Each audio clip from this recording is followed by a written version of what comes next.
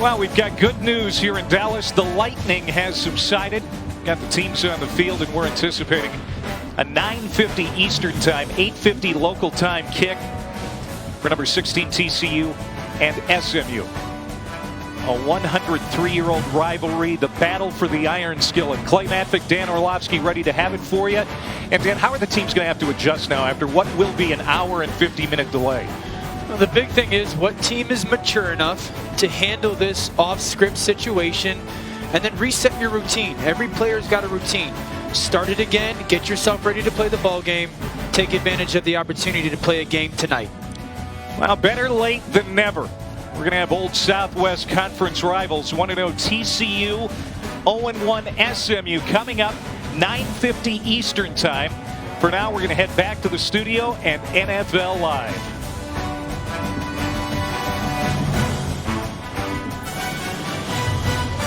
After an almost 2-hour delay, we're ready to go here in the Big D for an Old Southwest Conference showdown. A rivalry over a century old. The number 16 TCU Horned Frogs making the 40-mile bus trip from Fort Worth to take on the 0-1 Mustangs of SMU. Welcome to ESPN College Football presented by Hulu. Better late than never. Let's get it going. Lightning was the issue, not the rain. Alongside former UConn and NFL quarterback Dan Orlovsky, I'm Clay Matvick. Paul Carcaterra will be roaming the sidelines in a poncho, we suspect, as we're ready to go. It's going to be, like we said, about 2 hours of delay because of lightning. Gary Patterson, 18 years at TCU now, the second longest tenured coach in the country. Only Kirk Ferentz at Iowa has been at his school longer. And he was anxious to make sure they got this game in tonight, chomping at the bit. Okay, turn around. And Sonny Dykes is on the other sideline. It'll be his third game as SMU's head coach. He coached the bowl game last year. First game at home for him. It stops at Louisiana Tech and Cal. And last year, he was an assistant for Gary Patterson. We said TCU is a 40-mile bus ride across the Metroplex. TCU trying to win its 7th in a row in this series. The iron skillet is on the line. And Dan, last year these teams combined for almost 1,100 yards of offense. TCU won it in a shootout, 56-36. But this is the kind of weather SMU wanted here tonight. They think it might be a neutralizer. Weather often is, Clay, and what it's going to allow them to do is kind of minimize that talent gap. Whatever team's more mature to handle all the little things, every snap, handoff, pass with extreme focus, will be the one that handles this weather the best.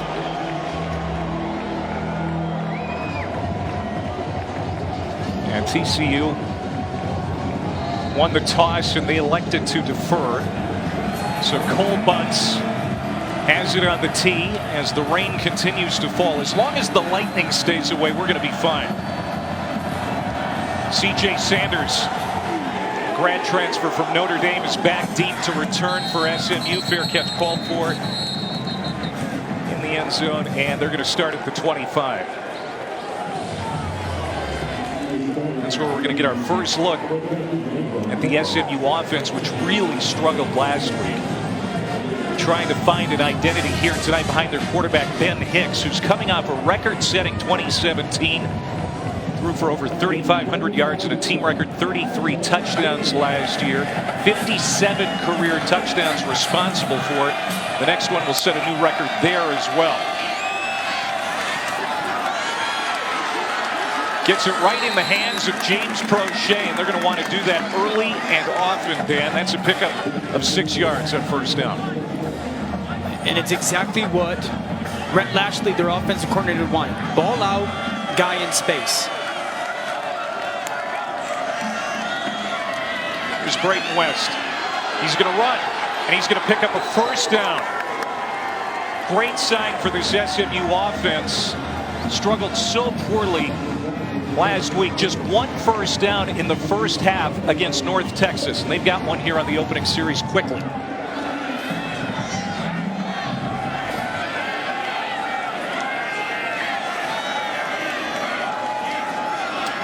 And they said this was going to be a big deal, Clay. Get possession, get a first down, allow us to get into some rhythm. Go back to the ground game. Braden West, be a short carry, but that's what offensive coordinator Brett Lashley wants to do. Establish the run game. They had -3 yards on the ground in the first half last week. And the challenge for them is figuring out what they're good at when it comes to the run game. What can they lean on and be committed to doing it?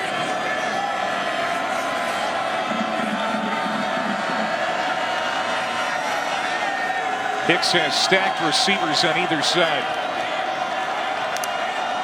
2nd down and 8. And Hicks will keep. This is not a usual element of his game, but it takes TCU by surprise. Ben Hicks runs for the first down. It's a gain of 9 out close to midfield. But Hicks lost his helmet. He's going to have to come off the field for a play. But he told us yesterday, Clay, I'm comfortable running the football. I know I'm not the dynamic athlete that may have been part of Auburn in the past, where Brett Lashley comes from, but I'm good enough to run this offense. On my signal. Now William Brown, a true freshman backup for Hicks, has to come in. He's out of Rosenberg, Texas. And he'll hand off to West. West bounces off a tackle, gets free, and he's in the secondary. Goodbye, Braden West, touchdown.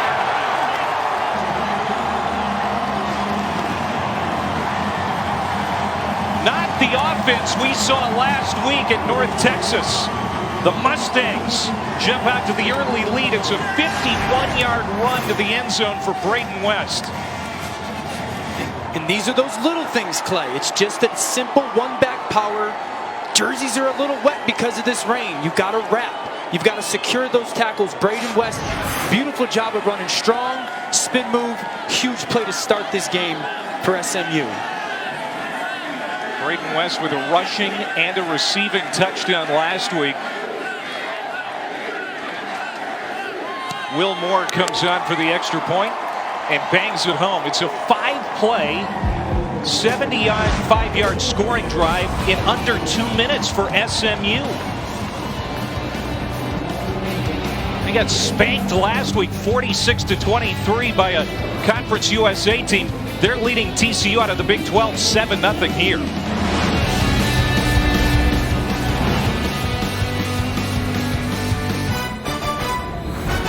You're watching the American Conference on ESPN. Back here in soggy Dallas, Clay Matvick and former UConn star Dan Orlovsky played 13 years in the NFL. And we wondered how the weather might affect these two teams here tonight. Almost a 2-hour delay. TCU, the number 16 team in the country, they're playing catch-up now. Absolutely, and you tip your hat to SMU. They've handled it fantastic.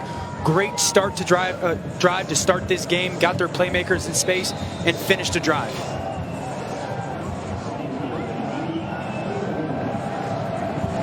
Now the Horned Frogs who get it for the first time.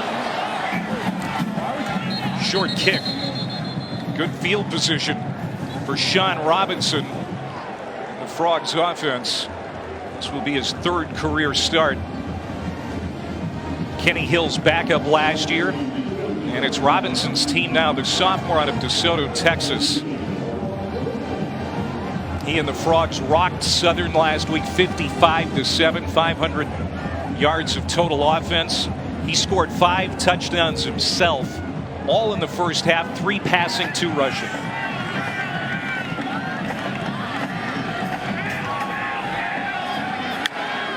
Shewololana-Lua in the backfield, and he's going to get the first carry for the Frogs. Big physical running back, 6'3", 231 pounds. He picks up 6 yards. And Clay, we might see a little bit more tempo out of this TCU offense to really get their guys going, get some energy back into this football team.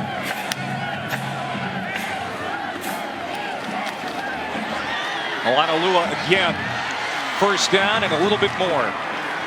I'm near the 45-yard line. Offensive coordinator Sonny Cumbie is going to try to stay balanced, Dan.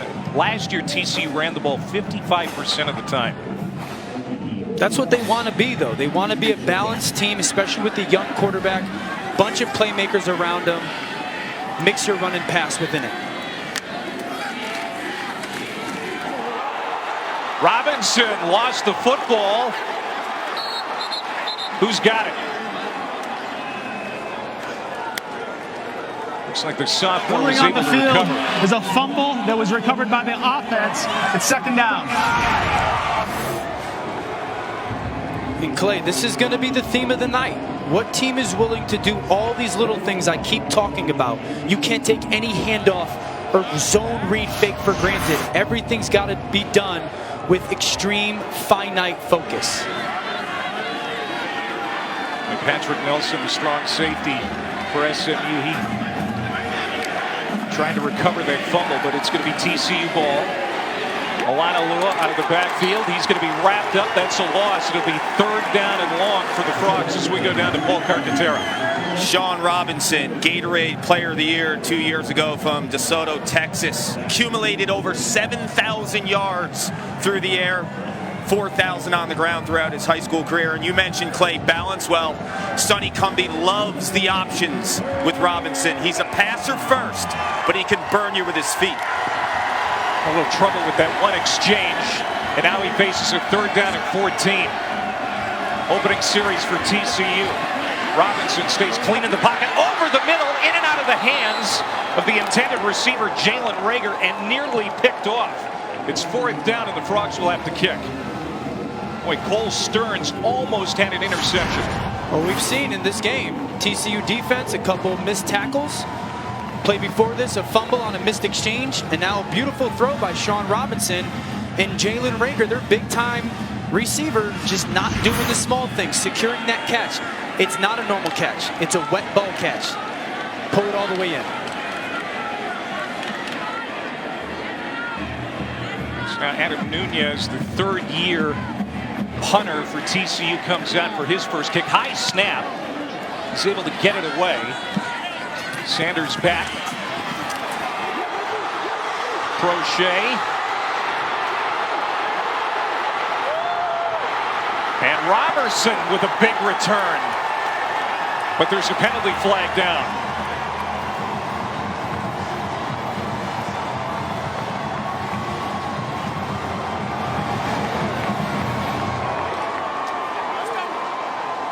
Big return for Reggie Robertson, but it looks like it might come back. The West Virginia transfer, a return of 67 yards. For Sonny Dice. During the return, illegal block in the back. Receiving team, number 28. 10-yard penalty from the spot of the foul. It's first down SMU. Timeout on the field.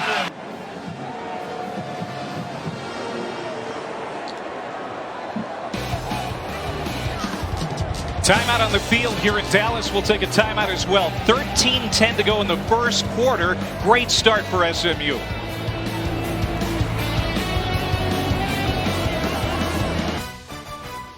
ESPN College Football is presented by Hulu. Watch your football games live all season long on your favorite channels. No cable required. And in part by Audi.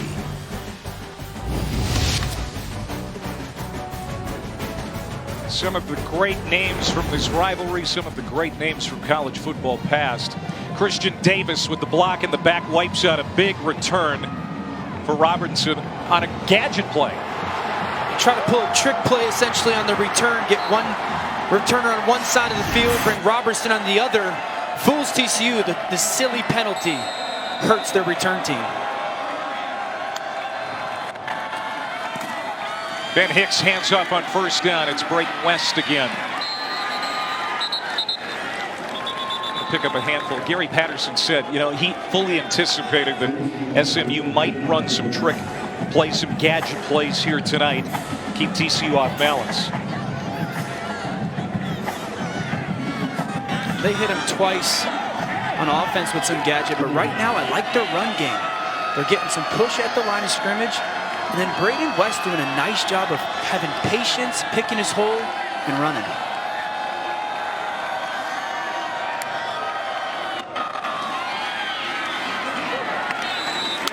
couple more for West.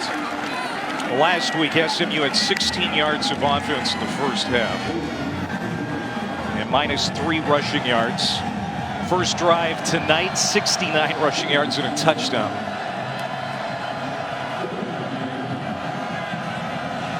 And it all started with that first down. That initial first down, Clay, has allowed this offense to have some rhythm. Huge third down here to keep this drive going, gain some momentum back. Became Freeman on the third down carry. It looks like he's got enough. A short yardage back for the Mustangs, and they will move the chains. Last week, that lopsided loss to North Texas, Dan, SMU 2 for 8 on third downs. But we're seeing a totally different offensive line tonight. They're relying on it, pushing the ball, pushing the line of scrimmage.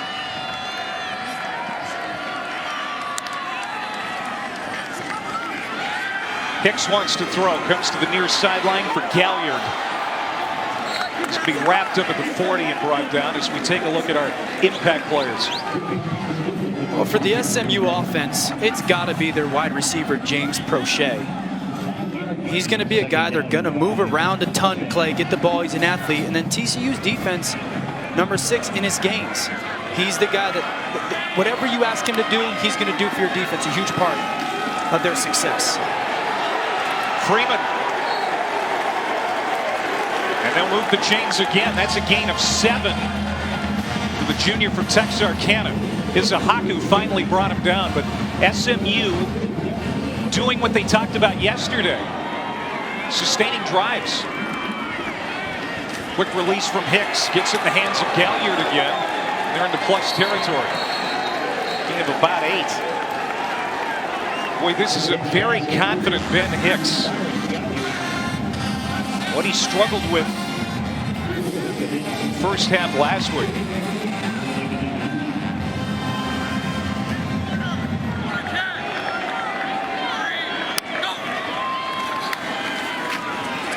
And Rhett Lashley is going to that ground game.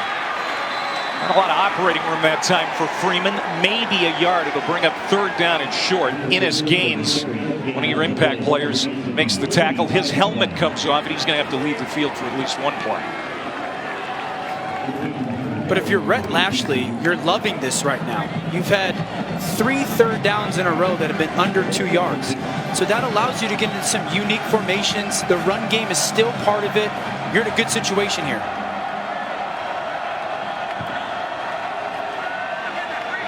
They go to Freeman. He lowers his head for a first down. Freeman led SMU with 11 rushing touchdowns last year, including a couple against TCU. Come off. West comes back in. 1st and 10 from the TCU 41. Battle for the iron skillet. Hicks will go to the air. Threw it into traffic and incomplete. Should have been intercepted. Garrett Wallow, the Sam linebacker, had his hands on it. And that's the first incompletion for Hicks, and he nearly threw a pick. He got away. What they're trying to do is get that middle linebacker, Wallow, to suck up with just, okay, is the quarterback running and leak the tailback down the middle of the field. Hicks a little too aggressive. They got away with one right there. Hicks threw a pick 6 in the first quarter last week against North Texas. On 2nd and 10, it's poorly thrown, incomplete, intended for Robertson, and now it's 3rd and long. And this is why weather does come into play, Clay, because when you go pass on 1st and 2nd down and you miss it, now you're in 3rd and long with the wet ball and a quarterback that's missed 2 consecutive throws. You got to be really smart right here if you're Ben Hicks.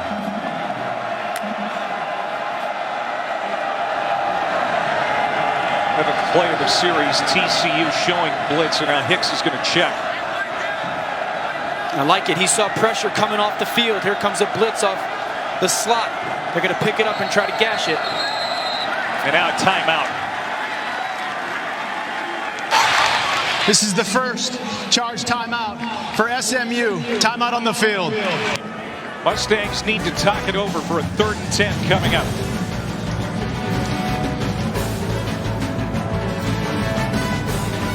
He's Ben, he plays quarterback. I'm Paul, I ask questions. Favorite quarterback as a kid? Tom Brady. Hardest thing about growing up in the state of Texas playing the position? Pressure to win, for sure. Your style is closest to what NFL quarterback? Tony Romo. If you could break down film with any QB, who is it? Peyton Manning. How about spending a day off the field with a quarterback? Dallas's finest, Matt Stafford, for sure. I thought it'd be Tom Brady because of Giselle. Weird quarterback superstitions. What are they? I need a worn-down football to start the game. My broadcast partner, Dan Orlovsky, played in the NFL for 12 years. What's one question you have for him? How'd your college game translate to the NFL? Well, can you answer that, Dan, after he just took a sack? I couldn't run as good as Ty Summers there. I had a really good understanding of fronts, how they married with blitzes and coverages. I had great coaching from high school, college, and on. I was fortunate with that. Ty Summers with the sack. 4th down, SMU's going to have to punt. Jamie Sackville trying to pin TCU deep. Checks up, takes a TCU bounce, but still a long field for the Frogs. They'll start at the 10-yard line. Gary Patterson shut down TCU practice yesterday because he didn't like the focus, the execution. It's been a slow start here tonight for the Frogs, but they get the ball back, and we'll see if they can start turning it around. He made it very clear. Practice was not up to our standards, and the big part of it was communication. Now, what we're seeing out of the SMU offense, they're getting into some unique formations. They're playing with tempo. There's a lack of communication by the TCU defense, so their offense has got to get some tempo right now, get some momentum back in their favor. They scored on their first 9 possessions last week against Southern. Of course, on the first drive here tonight, they had to punt. Darius Anderson in the backfield with Robinson, play action. Robinson from the goal line, dancing, looking downfield. Release, incomplete. Intended for Rager, the big play sophomore. Waxahachie, Texas. I want to try to get it to number 1 as much as possible here tonight. You know, they tried to get a double move to Cavante Turpin on the outside. And I like the fact that Sean Robinson goes through his progression. The shot was not there, but I would have liked to see him run there. That's a weapon of his. No one's open. The ball's wet. Get some positive yards on first down for your team. SMU blitzing, but they were a little early. Anderson on that carry. Flags all over the place.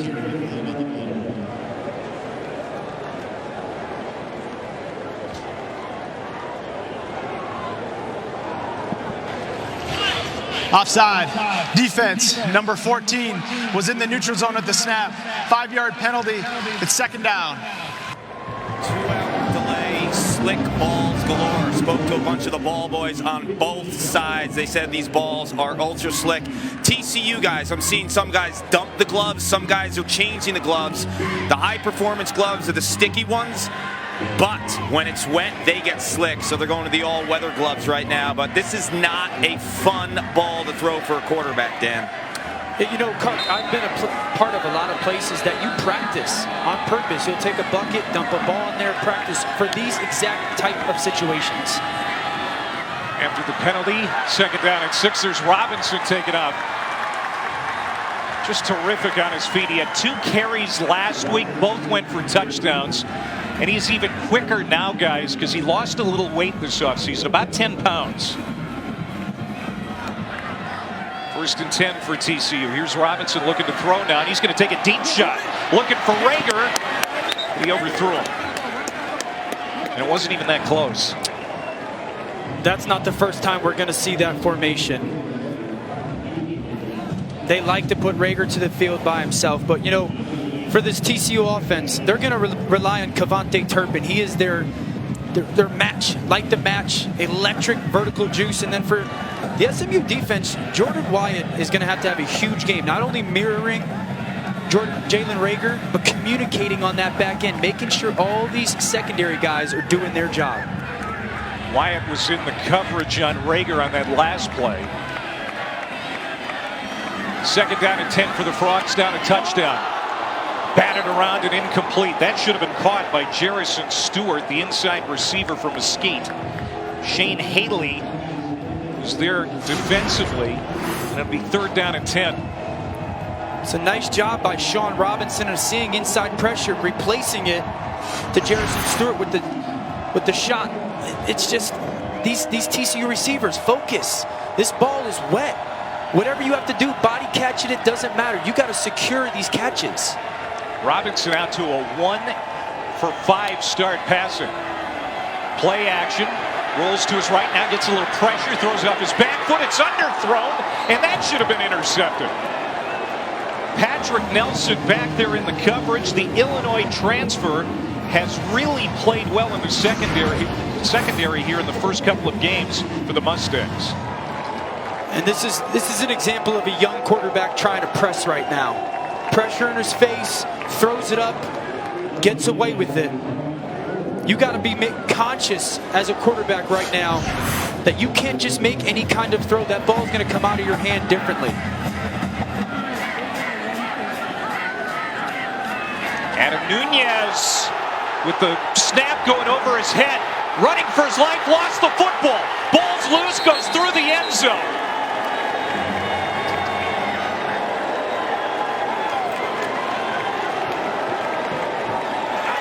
The ruling on the field is a fumble that was accidentally kicked out of bounds. It went out of bounds to the end zone. Result of the play is a safety. 9-0 SMU, and they're going to get the football back.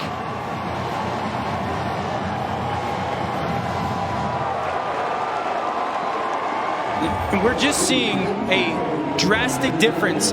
One team handling delay, handling the elements. The other team, who you would expect to do a better job of it, not being able to do the little things. Receivers dropping the ball, now the punter dropping the ball, trying to make something special leads to the fumble. All these little things, Clay, add up. And now you're on the road at deficit. And you've got an SMU team, came in here a little hungry, a little embarrassed last week, feeling good about themselves. Gary Patterson's got to rally his team on the sideline. Well, Sonny Dykes said to us, he said, it can rain all at once. We think that's going to be a neutralizer. It's certainly been a factor here in the first 10 minutes as SMU leads it 9-0. They have not beaten TCU since 2011. You know, and we're talking to Gary Patterson. Got any concerns about your team perhaps not being focused, looking ahead to Ohio State, who's on the schedule next week, Texas in 2 weeks? You got to wonder if that's in the back of his mind now. C.J. Sanders on the return. Good return, too, out to the 40. Well, tomorrow night on ESPN, Dabo Swinney and number 2 Clemson with a tough road test against Jimbo Fisher and Texas A&M in College Station, 7 Eastern and live on the ESPN app. Of course, game day is going to be live at College Station tomorrow morning at 9 a.m. Eastern.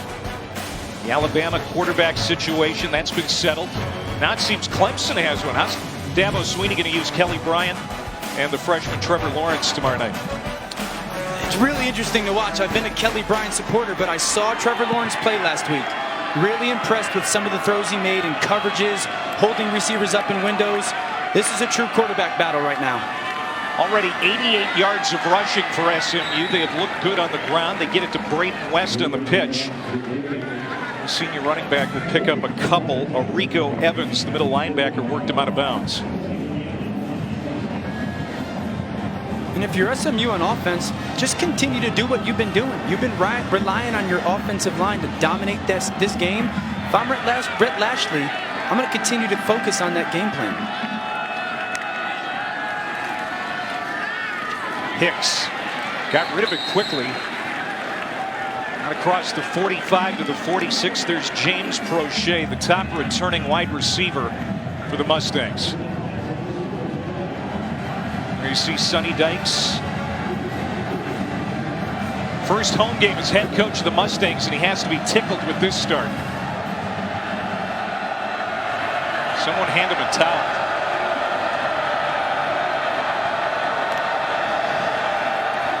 Hicks West dropped him right at midfield. He had some room to operate. So now it's 4th down. And SMU is going to have to punt. The conditions really going to be a factor the rest of the night. It's obvious. SMU has the perfect play call. TCU blitzes. They get Braden West one-on-one with the linebacker on an angle or an in-breaking route. He catches that. He's running for a long time. Don't be surprised that Lashley comes back to that at some point in this game. The dangerous return man, Cavante Turpin, back to return this Jamie Sackville kick. It's going to bounce inside the 15, takes a roll to the 1.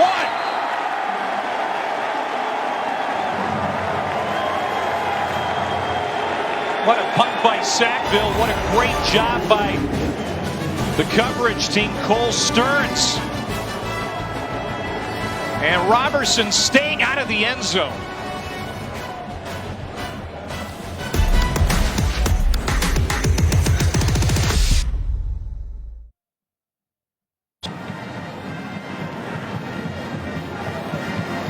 Gerald Ford Stadium back here at University Park, Texas. Alongside former UConn and NFL quarterback Dan Orlovsky, I'm Clay Matvick, Paul Carcaterra. Down on the sidelines for the Battle of the Iron Skillet. It's been raining since about 5 o'clock this afternoon. We had about a 2-hour lightning delay.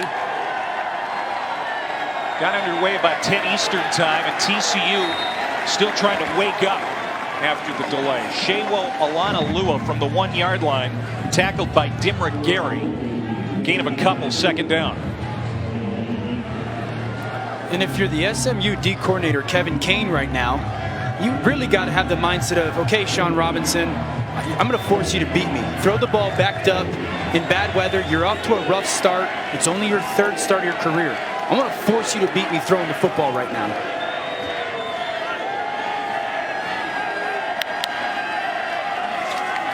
Robinson from the end zone to Rager. He's got room, and he's across the 25 to the 27-yard line. Rager led all true freshmen in the country last year with 8 touchdown catches. He is a special talent. Give him 23 and a 1st down for TCU. A nice job by the TCU offensive coordinator, Sonny Cumbie. Motion in the back, get a linebacker to move horizontally, open up a little bit more of a window to get the slant to Jalen Rager, and then you see his electric speed after the catch.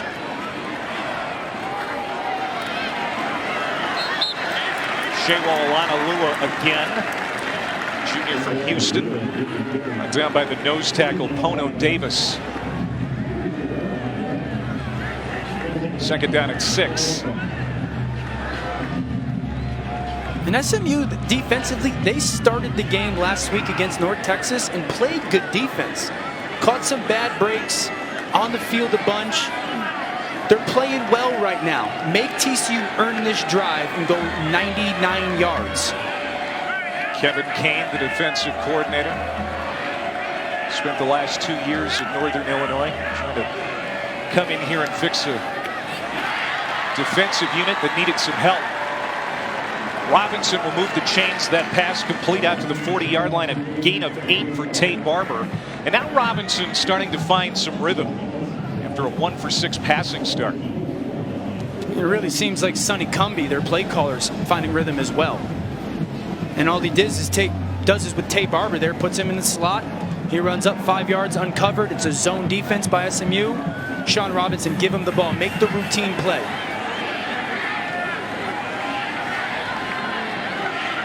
Turpin goes in motion, sets up in the slot. And Alana-Lua is wrapped up by Richard Moore, the Texas A&M transfer. It's going to be a loss of 2. You know, SMU was on the field for 94 plays last week in that loss in North Texas. But they look well rested here tonight so far. That was a big reason why the numbers looked the way they did. But right now what you're seeing is a nice job of mixing some zone with some pressure, which is who Kevin Kane wants to be as their D coordinator. And they said they were going to test this TCU offense early with some pressure. You saw it there out of Richard Moore. Second down and a dozen. Robinson over the middle. That is complete into SMU territory. A first down for Jalen Austin, the senior out of Grand Prairie, Texas. Really impressed right there by the throw by Sean Robinson because the anticipation. He threw Jalen Austin into a window behind the linebacker.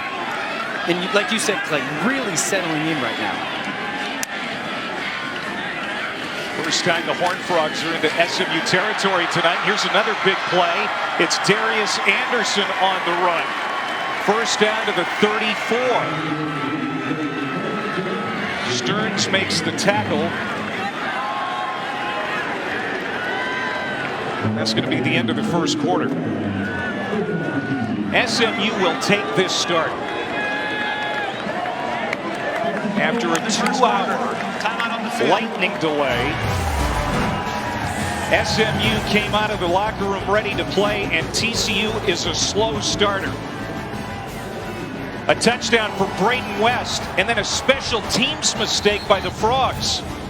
And the underdogs have the lead. It's 9-0 SMU here in Big D.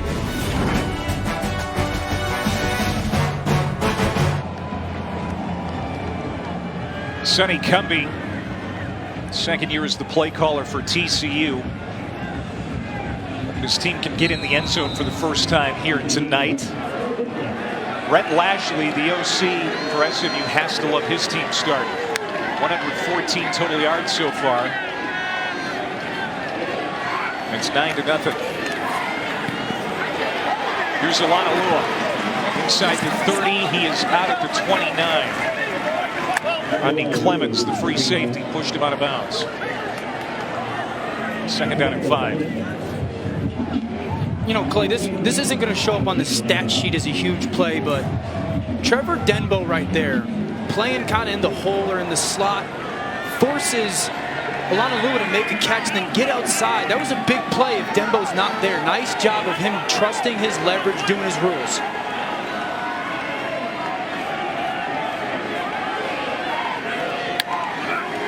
There goes Turpin out into the flat. Robinson looked his way, then comes back to Darius Anderson.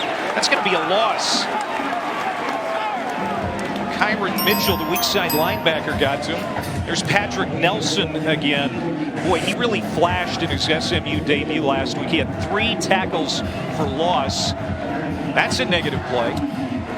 Incredible play by him because he's playing at the corner position or a low safety position in the flat, and what I loved, he pulled the trigger. He trusted his instincts, read the screen, and he fired. Huge play to set up this third down.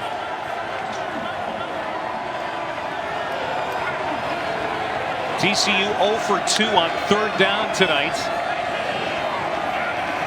Third down and 7. Robinson throwing it down the sideline, incomplete. Jalen Austin wants a flag, none thrown. Well covered by Eric Sutton, the junior corner. And now it's 4th down and decision time for Gary Patterson. And this is a kind of an example of Kevin Kane trying to reset the culture of this defense. Up in the face, playing man coverage, making you earn that catch down the field. Eric Sutton doing his job, playing nice leverage, fighting for the ball. This would be about a 48-yard field goal attempt. Patterson kept the offense out on the field, but now a timeout called for timeout on the field by the Frogs. They want to talk about it. 13:29 to go before half.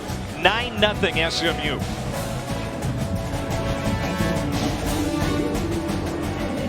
ESPN College Football, brought to you by Mazda. Feel alive. And Axe.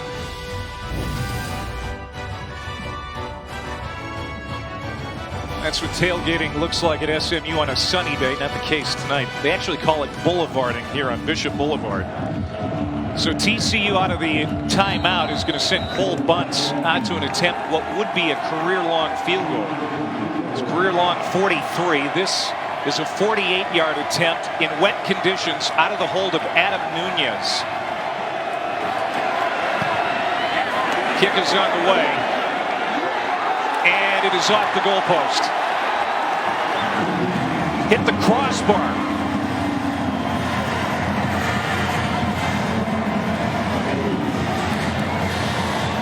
And TCU comes up empty. I didn't love that decision, Clay.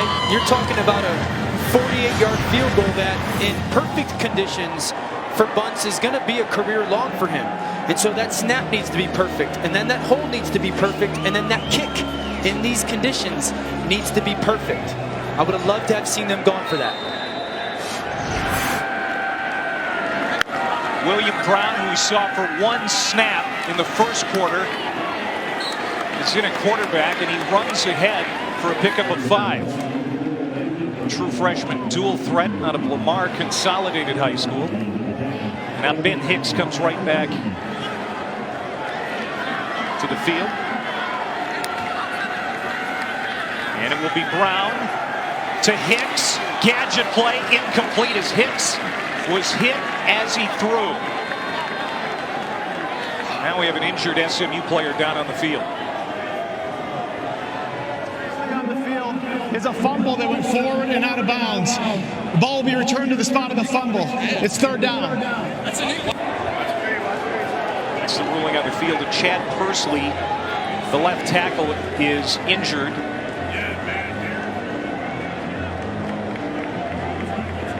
Training staff out to look at him, but there you go again. There's another gadget play for SMU, or at least an attempt at. And they're trying to set up, they run wildcat essentially with their running quarterback William Brown on first down. They give us very similar look. They get it to Ben Hicks and try to take a shot downfield. TCU, a beautiful job of understanding their rules, playing to play the right way. Here's one of your impact players in his gain, slapping Hicks's arm. Timeout, 12:58 to go here in the first half.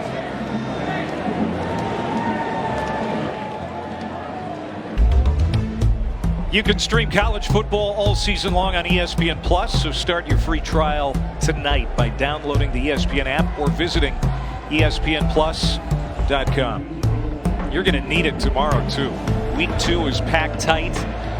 You got Ed Oliver and the Cougars welcoming Kevin Sumlin's team back to Houston. Scott Frost, hopefully he's going to make his debut in Lincoln after lightning delay that ended up postponing that game with Akron last week. Take on Colorado. And, of course, Clemson, Texas A&M tomorrow night. So it was reviewed, ruled an incomplete pass for Ben Hicks. Third down and 5 for SMU, leading 9-0, trying to pull an upset over number 16 TCU tonight. And this play is going to be whistled dead. False start. False start. Offense, number 64. 5-yard penalty. Third down. That is the new left tackle, Bryce Wilds, the junior out of Freeport, Texas, who came in for Chad Pursley, who was injured on the previous play. Just a little anxious. You forced him to a tough decision on 3rd and 10 against a good pass rusher. You know, if you're Rhett Lashley right here, you got to be really conscious of protecting the football. Don't lose momentum by getting too risky play call wise. Third penalty tonight against the Mustangs. So now 3rd down and long. Hicks stepping up. He's going to throw to the flat and throw at the feet of Xavier Jones. And TCU will get off the field. And listen, I know that's an incompletion and all that, but if you're Ben Hicks, it's the right decision. That's the guy that was open. Punting is okay right now. You don't want to turn over a big sack fumble right there. You get to reset an offense on the sideline. Allow your defense to continue to play really good football. Second straight 3 and out for SMU. Jamie Sackville, good punt. Backing Turpin inside the 25. He is a dangerous return man. 3 career punt returns for touchdown, and he's got another one. And TCU is on the board. A 78-yard punt return for Kavontae Turpin.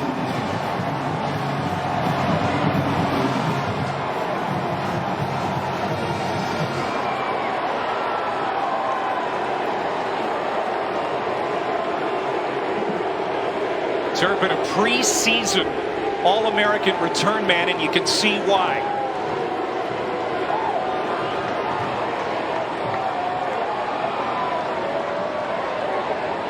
of special teams faux pas tonight for the Frogs, but they get a lift from Turpin on special teams as Bunts tacks on the extra point to pull the Frogs to within a deuce. And Clay, we called him a match, and all you got to do is give him a little space to get lit. The patience to follow some blocks, and then when you get him in the open field, the point to the punter, no one is catching this kid in the open field. He's absolutely electric. And this is something that, as the special teams coordinator for SMU, you've got to be fearful moving forward. You can't kick the ball in the middle of the field to this kid. He's way too dynamic. He was an impact player as we started this game, and you talk about a team that needed a pick-me-up, that needed somebody to make a play. Cavante Turpin with the punt return is that guy. Is now number 36. Last season, he was the only player in the FBS with a punt return, kickoff return, rushing, receiving, and passing touchdown.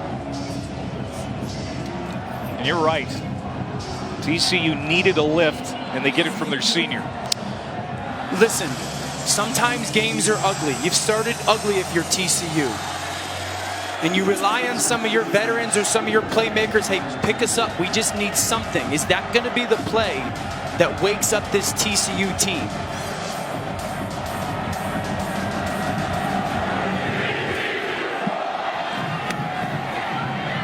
From inside the 5, Sanders. Short of the 30. Well, kick off the NFL season with Sunday NFL Countdown at 10 a.m. Eastern on ESPN. Ben Roethlisberger goes one-on-one with Chris Berman. And Deshaun Watson discusses his return to the field with Marty Smith. Plus, Randy Moss ranks this week's best catches in college football in You Got Mossed. Week 1 in the NFL. Dan Orlovsky, I know you can't wait. Hopefully we get some better games than last night, right? Last night was a tough one. We got a great game right now.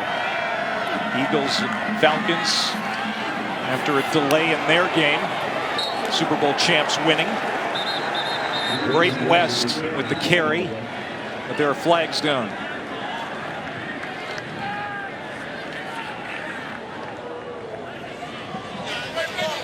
Holding.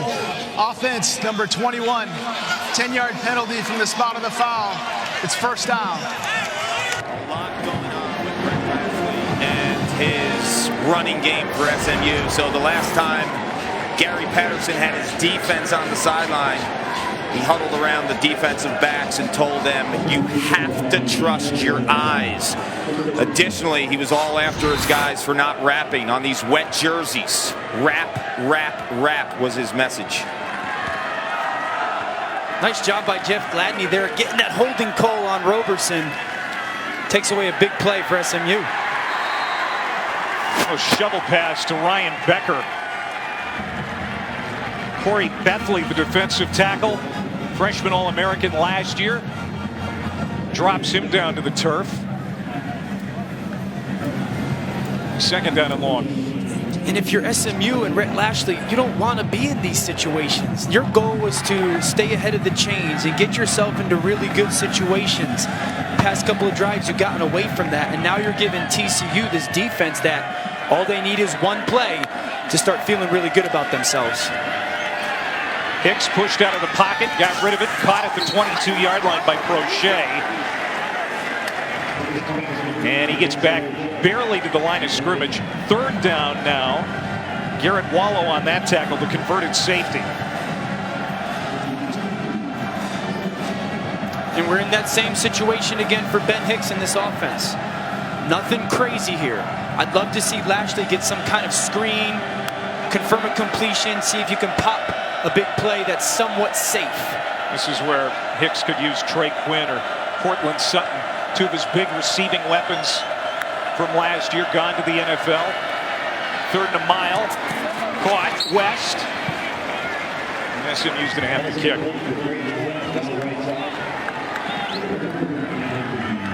So much talent gone from SMU. Quinn, Sutton, both left early to the National Football League. They combined for 2,300 yards and 25 touchdowns last year. Sutton, the second-round pick of the Broncos. twin last pick of the draft by the Redskins. Ben Hicks really misses him. Sonny Dykes would certainly like to have him. This is the 4th punt now for Sackville. The Australian gets it away.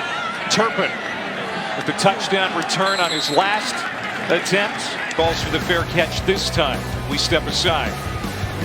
SMU with a 2-point lead thanks to a safety.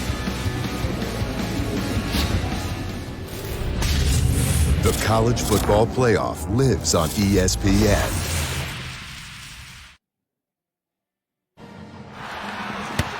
This season, for every field goal and extra point made by participating universities, Allstate will make a contribution to the university's General Scholarship Fund. Thank you, Allstate. Clay Matvick, Dan Orlovsky, Paul Carcaterra back here in Dallas, where we had a late start to this game. The battle for the iron skillet between TCU and SMU. The Mustangs with a touchdown and a safety, a punt return for TCU. It's 9-7. Darius Davis gets around that right corner.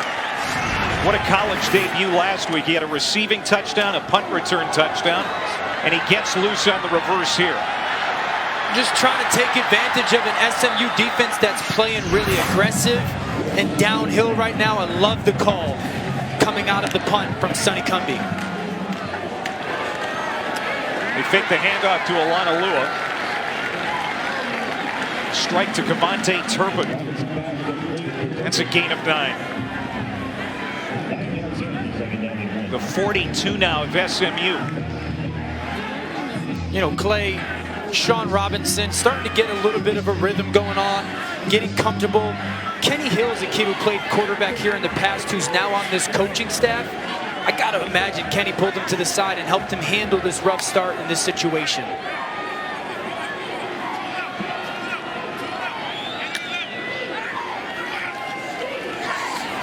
Second and 1. That's Anderson. He got the first down. Yeah, Robinson became the first true freshman to start for Gary Patterson last year. And he beat Texas Tech last November when Kenny Hill was hurt. Like you said, Hill is here now on staff as an assistant. Good support for the young Robinson as Anderson is going to get no gain on that play. Now, you've mentored quarterbacks in the past, and that's what Hill is doing here with Robinson. So we've got a player down now for SMU. And we talked to Sonny Cumbie, and we asked him, hey, what's the health of your quarterback room?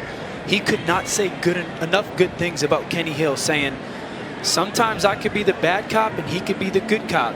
Sean Robinson has really relied on Kenny Hill's knowledge, his mentorship.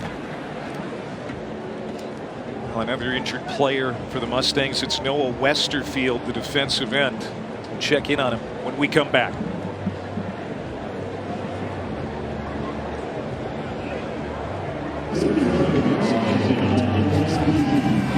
There's Kenny Hill, now a student assistant for Gary Patterson. Has to be great for Sean Robinson to have him to lean on. Been incredibly impactful. And like I said, Sonny Cumbie said, sometimes I can push Sean Robinson a little bit more, and then Kenny's there to kind of reinforce what he's saying. A little over 9 minutes to go here before halftime. TCU down a couple at second down and 10 for Robinson and the TCU offense. Anderson, good run. He's going to be tripped up at the 30-yard line, a gain of 7. It always helps when you have a friend and a former teammate as a student assistant, and that's what Kenny Hill is for Sean Robinson. He is a calming presence. He played in Sonny Cumbie's offense. He can relate to him, and when Sean Robinson comes off the field, the first guy that he talks to, typically, Kenny Hill. And there you see that impact right there, Kark, how important that relationship is, especially in moments where you've started a little bit rough. And on third down, TCU gets the first down and more, but the ball pops out again. Loose football in the end zone, and it's recovered by Jalen Austin. Touchdown Horned Frogs. They get a break. And they get the lead. Is a fumble recovered by TCU for a touchdown.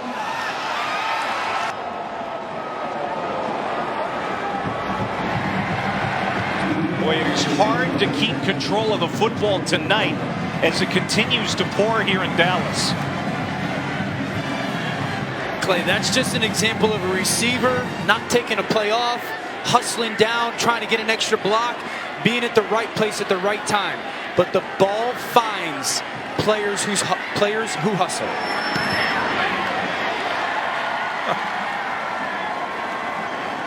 Well, TCU gave up a couple of points because of the sloppy weather here tonight.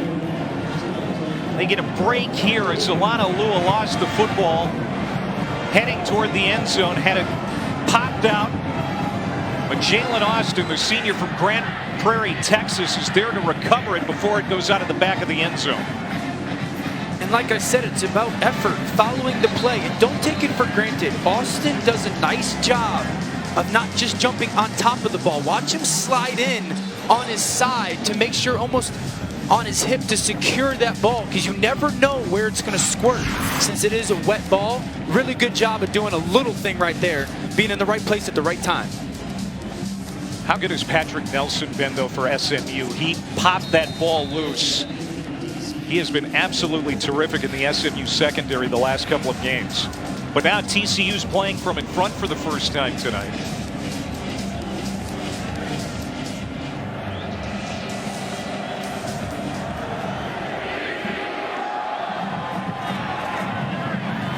C.J. Sanders takes it to the middle of the field, and he's tripped up across the 25, down at the 27. Well, tomorrow night, reminder on ESPN, it's going to be good. Dabo Swinney and number 2 Clemson on the road at College Station to take on the Aggies of Texas A&M under Jimbo Fisher. 7 Eastern and live on the ESPN app. Bryant, Farrell, Wilkins, Lawrence. Best D-line in the country? I'm happy I don't have to play quarterback against them. You know, they remind me of a late 1990s, early 2000s Miami Hurricane defensive line. Those are going to all 4 be first rounders. 49 sacks last year for that Clemson defense. Reggie Robertson wrapped up immediately after making the catch. Little or no gain for SMU here. Nico Small on the stop. TCU has the momentum now. They got behind 9-0 in this ball game, but now leading 14-0.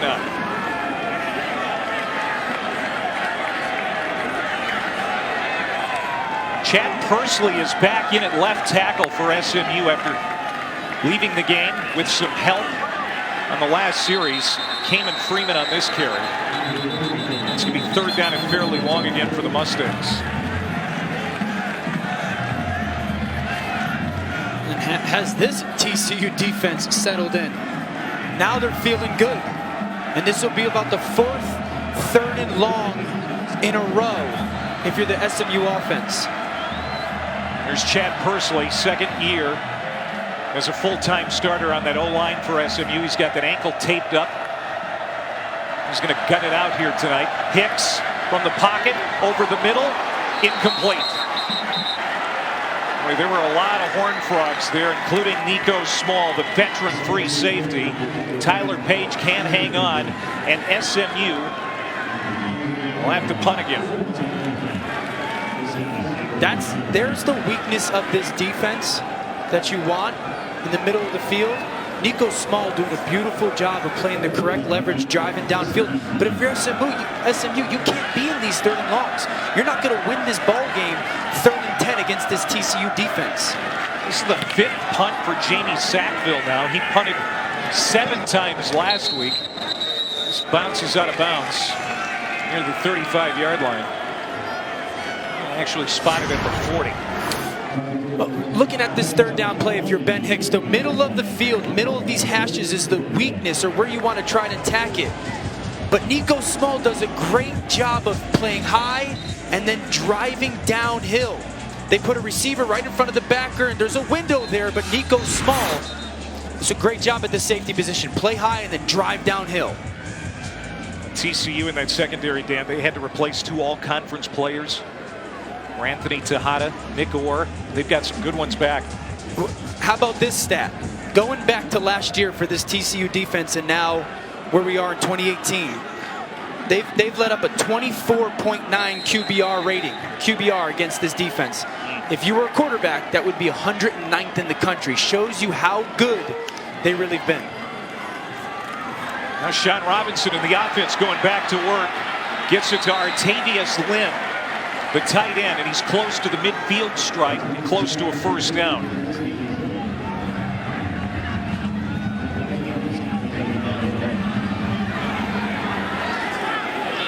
Cummings got this offense in rhythm now.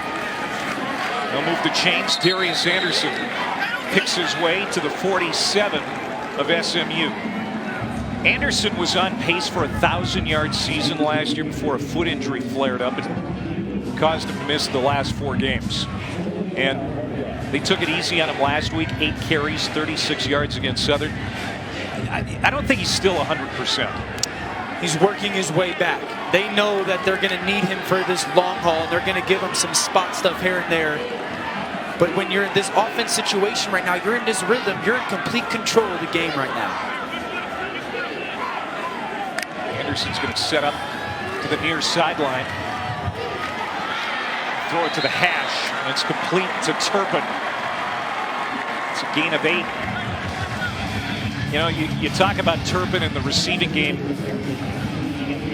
He gets overshadowed because he's such a good return man. We've already seen him take a punt return back for a touchdown, but a pretty good receiver, too. That stood out to me on tape this week. You love him as a returner, but he's got a skill set to be a really nice receiver. Beautiful little route there with some patience. A couple of catches here tonight. Now we have a false start, it looks like. Offense, number 74.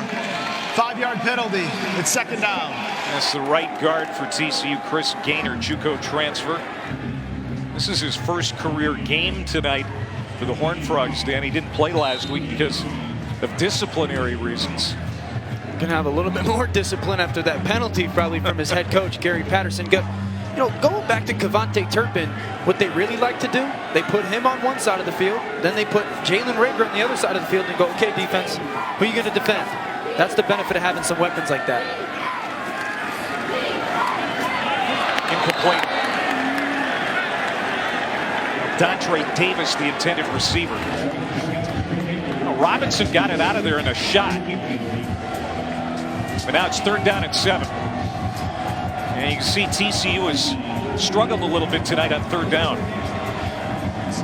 As a play caller, Sonny Cumbie right now, and as a quarterback, you got to know you're in 4-down territory. So you can use this play call to get half the distance. Make sure you get into a better situation on 4th down. It is Robinson taken off, and he's going to be cut down. Robert Hayes, the cornerback out of Slidell, Louisiana, forces 4th down. One of the things Kevin Kane told us about this defense, listen, you got to do your job, but then you got to go get the football. Robert Hayes doing a nice job fending off the block and go get the football. Go make the play. We're trying to change the culture of this defense. Robert Hayes stepping up on 3rd down. TCU now 1 for 5 on 3rd downs tonight. They were 46% last year on 3rd down, first in the Big 12. Penalty flag.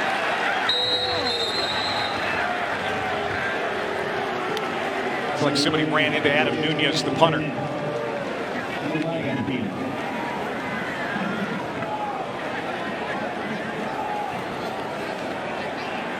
See what kind of a penalty this is. This could be severe against SMU. Running into the kicker. Receiving team number 31. This penalty is declined. It's 1st down. It's SMU. Penalty is declined. It's a good punt for Adam Nunez, despite being run into. It pins SMU fairly deep. And if you're Rhett Lashley, who's the offensive coordinator for SMU, we got to reset, okay? We started off hot. We've gotten behind ourselves a little bit. You got to rally your troops in this huddle and say, guys, we've done a nice job, especially up front running the football. It's my job to get you guys in good situations, in good play calls. Don't get cute. TCU Don't get cute. Rely on what you started this game, running downhill. And then put the ball in Ben Hicks's hands on the perimeter. Rhett Lashley, he helped Auburn The national title game in 2013. Was the offensive coordinator at UConn last year. There's some running room on the right side of the line for Braden West. West now with 8 carries. About 80 yards. Get a late flag. Holding. Offense number 69. Half the distance to the goal from the spot of the foul. It's first down. Jacob Tedora, the right guard for SMU.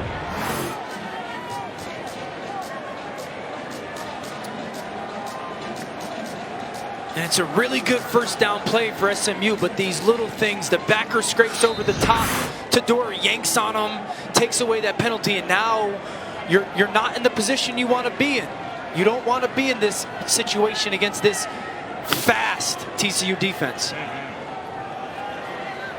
Inside handoff. West, nowhere to go. Second down and long.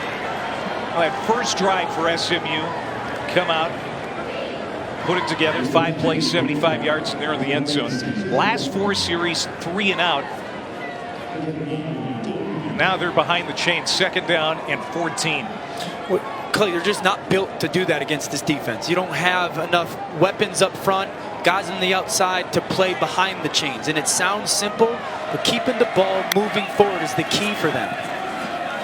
Hicks has time, taking a deep shot to the sideline, incomplete. Jeff Gladney was there defensively. Robertson, the intended receiver. Hicks trying to hook up with the West Virginia transfer, but now it's third down and 14. Gladney's really having himself a nice game. He had a big holding penalty before, ripping away from Robertson. Had a really nice pass breakup downfield there. He could be one of the top corners in the Big 12. 4.3 speed. It's one of the stars back there for Gary Patterson's unit. See if SMU can convert. Safe call out in the flat. And Galliard is going to be wrapped up. Julius Lewis has battled injuries the last couple of years, makes a nice play. This is the second charge timeout SMU's for going to have the TCU. punt. 30-second Timeout timeout. TCU with 2:49 to go before halftime. They've got 1 remaining. Well, SMU got out to a great start here tonight. Braden West, that 51-yard touchdown run, capping the opening series. And then Turpin, the 78-yard punt return for TCU, bringing spark back for the Frogs. That's really the play of the game right there, Clay. Is that juice, that momentum that he fed back into this team. And sometimes it's nice to be lucky, as TCU was there, the fumble recovery in the end zone. 5-0. For Austin.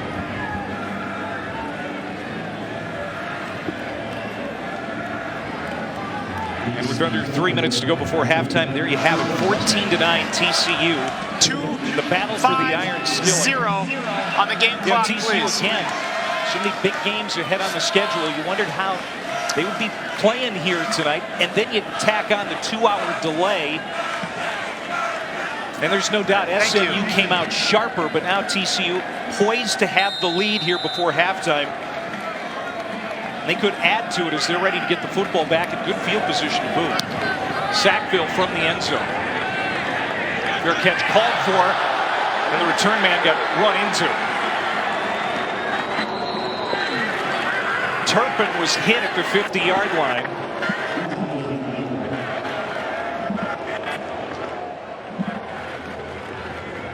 Garrick Sutton hit him.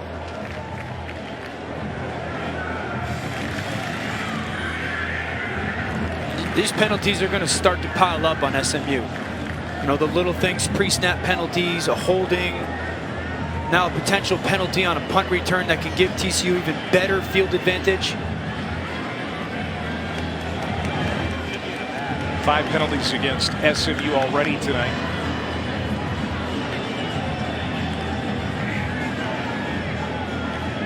Mustangs went 7-6 last year. Lost 4 of their last 5 games, including the Frisco Bowl to Louisiana Tech. Trying to bounce back from a loss in North Texas last week, and now the mistakes starting to pile up. Sutton ran into the return man. Trying to get out of the way, right? I mean, you can see it. Turpin throws up the hand for the obvious fair catch. Sutton's trying to get out of the way. There is no foul on the play for kick catch interference. Kicking team player was blocked into the receiver. The result of the play is the ball was recovered by TCU. First down. They're going to say Julius Lewis, number 24 for TCU, pushed the SMU player into Turpin. Seems to be the right call. You take the break. It could have gone either way, and he contacts him. But if you're SMU, you're going to take that. And now, really, if you're TCU and Sonny Cumbie, you've got plenty of time. Sean Robinson at court, you've got plenty of time. Let's just go run our offense. And then as clock clicks down and we get a little bit closer to the end zone, then we can see what our tempo needs to look like.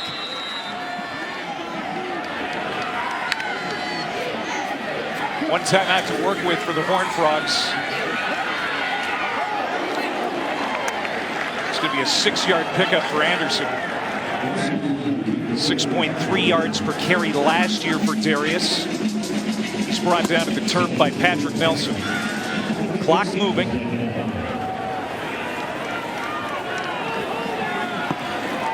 Four receivers. Robinson 10 of 17 passing here in the first half. He's going to keep it. Takes a hit. Bounces to the outside. He's got the first down. And he's going to get inside the 40 and down to the 36. Cole Stearns finally able to get him out of bounds. But that's a gain of 18. And on display, the strength and the athleticism. That is a big boy football play. And he spent some time in the weight room this spring. And their staff believes it gave him some confidence running the football. That stiff arm at the end shows it off. A couple of rushing touchdowns last week for Robinson. Oh, now a loose football. Bad snap, ball loose. SMU says they have it, and they do.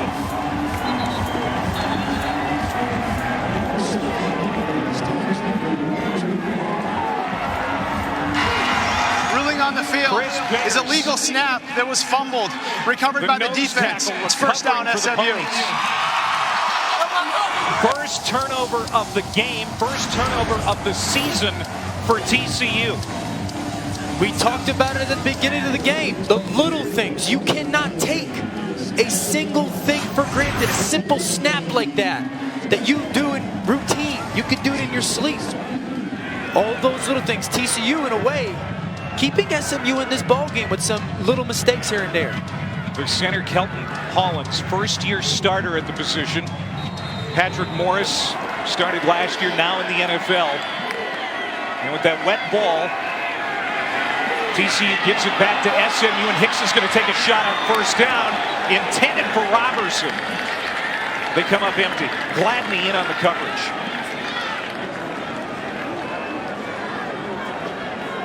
I like the fact that Lashley's coming out with Ben Hicks and saying, giving him some confidence, right? Let's take a shot here.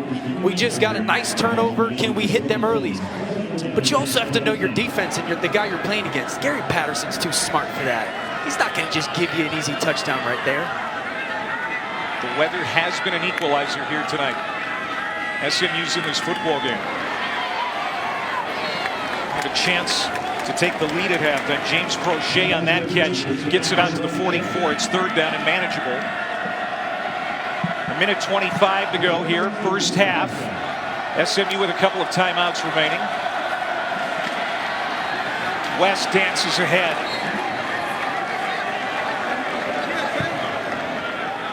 He's going to be short. It's fourth down. It's actually Xavier Jones. Said you will go for it here. They should 5 seconds. Let this clock run out. You're not in any hurry right now. Let this clock run out, call a timeout, discuss what you want to do. The last thing you want to do, Clay, is give TCU the ball back. It's either you score or you go into halftime. Play clock down to 2, and now timeout. This is the second charge timeout for SMU. 30 seconds. Rhett Lashley worked in the SEC, Dan, under Gus Malzahn. He has a run-based background as a play caller. Sonny Dykes, of course, comes from that Hal Mumme, Mike Leach air raid coaching tree, and you kind of wondered how they would marry the two philosophies. What have we seen from the SMU offense here in the early going to give us an indication of how this is going to go for SMU? One of the reasons he hired him was because he liked the simplistic aspect of his run game. It reminded him of the simple stuff in his pass game. Right here, if you're Sonny Dykes and Rhett Lashley, you're going for this. TCU is the benchmark, right? You got an opportunity to have a special night right now. Go for this. Give your team some confidence. Figure out what you're good at in the moment. Dykes in his home debut as head coach. They've got the first down. It's Xavier Jones.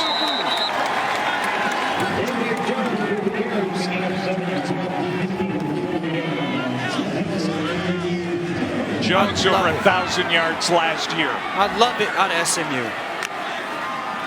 22 seconds to go before halftime. Hicks plays it to the sideline, and Robertson steps out of bounds at the 40.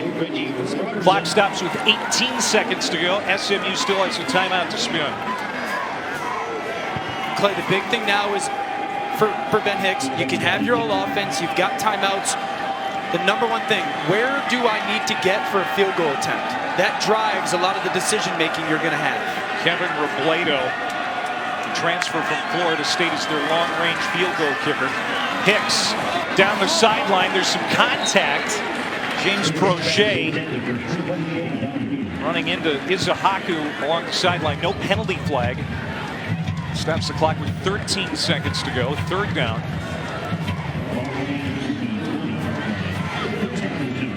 Completions are okay. Time is your friend. But like I said, Ben Hicks has to be aware right now. One, let me get this first down, stop the clock. Where do I need to get for a field goal attempt? Hicks keeps it. And he's down at the 31-yard line. We're going to hustle up to the line. And Hicks will spike it. 6 seconds to go here in the first half. How about this clock management? How about this hurry-up offense for SMU? It struggled so badly, especially in the first half last week at North Texas. But this is a sharper unit for Rhett Lashley here tonight. Well, North Texas is really good, right? Really good football team, big-time defense. But this is one of the things that you benefit from having a quarterback that's a little bit of a veteran. You can handle these situations. He's smart enough to handle it. Do you have enough time to take a shot here?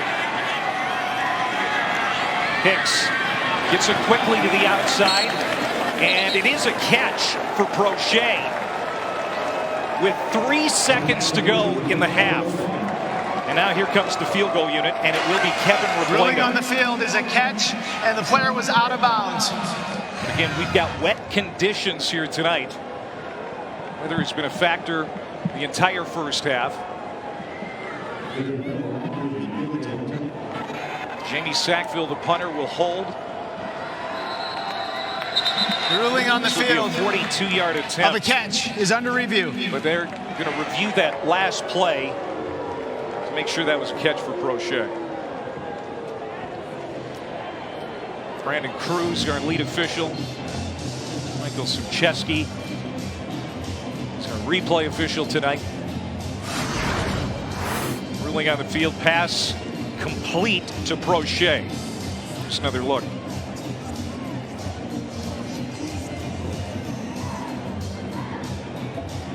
Nice job by Prochet of using whatever it takes to make a catch. Looks to me like he somehow squeezes it between his knees. He did. On the sideline, and those are a big couple yards. Yeah, on a night like tonight, you need all the help you can get. We've seen the the wet ball lead to a safety tonight. A high snap for TCU on a punt. A bad snap from the center for TCU because of the wet conditions. After reviewing the play, when the receiver was out of bounds, he did not have control of the football. It's an incomplete pass. The ball will be returned to the previous spot. It's 3rd and 10. Has to complete the catch. All the way to the ground. Complete the process. Apparently upstairs, Michael Subcheski believed and Prochet did not do that. So this is going to make it a longer attempt for Kevin Robledo. This will be a 49-yard attempt.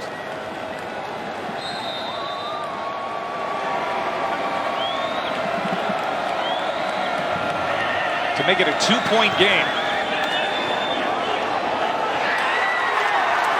Bingo!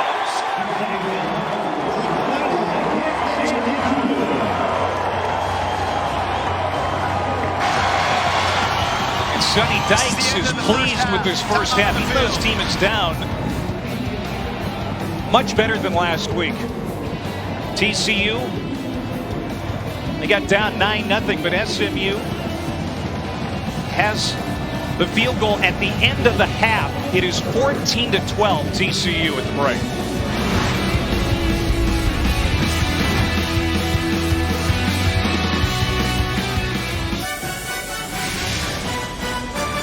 Welcome back to Dallas. You're watching college football on ESPN, presented by Hulu. Clay Matvick, former UConn star Dan Orlovsky, back here in the Big D. It's 14-12 TCU at the half, but TCU came out lethargic here tonight, a little slow. SMU, they were the sharper team after that 2-hour lightning delay. What do you expect here in the second half? Well, credit both those teams for kind of settling in a little bit. You know, TCU's really in this ball game because their dynamic playmaker, Cavante Turpin, finds a way to have a huge impact on a punt return, which was a big turning point in the game. And then players being at the right place at the right time, receivers, Jalen Austin following the play, falling on a fumble. But, you know, at the same time, Clay, TCU's hurt themselves a little bit.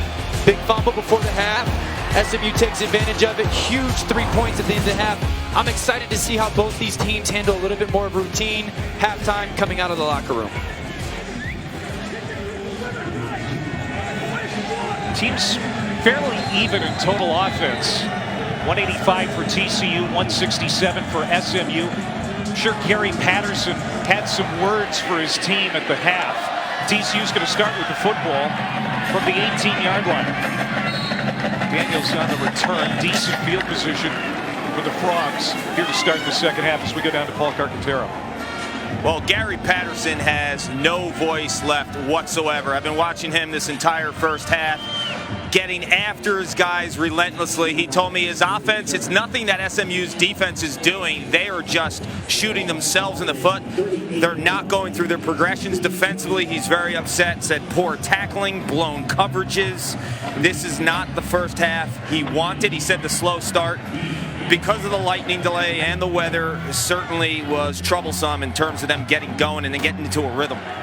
Dan, there is no coach in the country that prepares his team more thoroughly than Patterson. Can't imagine he was happy as that pass is incomplete, intended for Rager. He kept referencing yesterday, at least this is the vibe that I got from him. The standard was so high and the expectation level was so high. And that's what we're hearing from Kark, that he's not happy with how anybody's playing. And the expectation level is for this program, for this team to play much better than they did in the first half. Sean Robinson got out to a cool start throwing the football in this game. 1 for his first 6. Trying to throw here. He'll run up in the pocket and takes a punishing hit at the 46-yard line from Kyron Mitchell. It's a gain of 8, but he paid for it. But I love the decision, Clay. Nothing's there. Trust your feet. Get a positive play for your offense, and now you're in 3rd and short instead of trying to force a ball or sitting back in the pocket and taking a sack. This is a good situation for this offense coming out of halftime. Robinson making his 3rd career start for the Frogs here tonight. Run pass option. hands off, and it looks like it's enough for a first down for Shewo Olanalua, junior out of Houston. There's another tackle for Patrick Nelson. And that's just the second third down conversion for TCU here tonight, Dan. And that's why that scramble on second down is so big, because then you get into third and short, and Olanalua can be a part of your play call. TCU with a big game next week in Arlington against number 4 Ohio State. Certainly that game's going to have college football playoff implications, but they've got their hands full here first with SMU. Opening series of the second half. Robinson stands tall, now moves out of the pocket, incomplete. Again, Rager, the intended receiver. Just a little bit of a difference there, right? The previous 2 plays previous, he decides to run. There's a little bit of a window there for him to run. You know, Sonny Cumbie talked about one of the biggest things that he wants out of Sean Robinson is getting past bad plays. Move on from them. And he didn't play bad in the first half, but didn't play really well. So that's something I want to pay attention to. How is he going to handle coming out of this half, having not played a great half of football? They'll run it. Olanalua can't get around the corner. Great pursuit as that SMU defense stretches him out to the sideline. Rodney Clemens leading the way, the free safety. And that'll be a loss of 4 on the play. So now third down and long. And if you're Kevin Kane and Sonny Dykes at halftime, you had to tell your team, fellas, you guys belong. Believe in yourself. You've played really well in this first half. And you see it there, just the energy that this defense is playing with.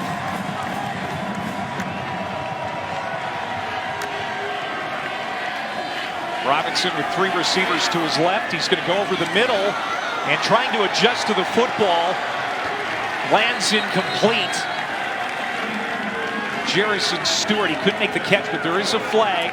This looks like pass interference. Pass interference, defense, number 14, 15-yard penalty, automatic first down. So middle linebacker Richard Moore back on pass coverage. That's the 6th penalty against SMU tonight. I don't know, Clay. I thought it was pretty good coverage by Richard Moore. He's tasked with running down the field against Jerrison Stewart. He looks back at the ball with enough time. It's just not a good throw. They got bailed out right there. See if TCU can take advantage of it. Good run for Darius Anderson. Said it before, he is not 100%. Still coming back from a foot injury, but he looks solid there on first down. 2nd and short.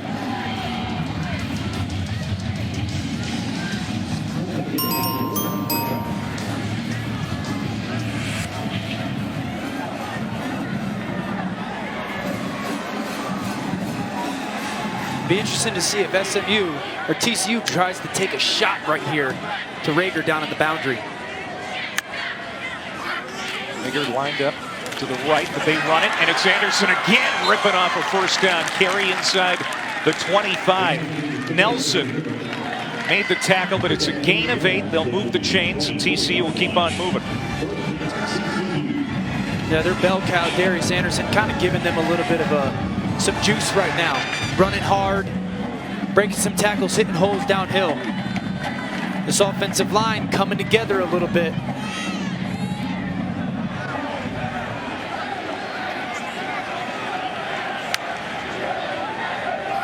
Robinson out of the gun.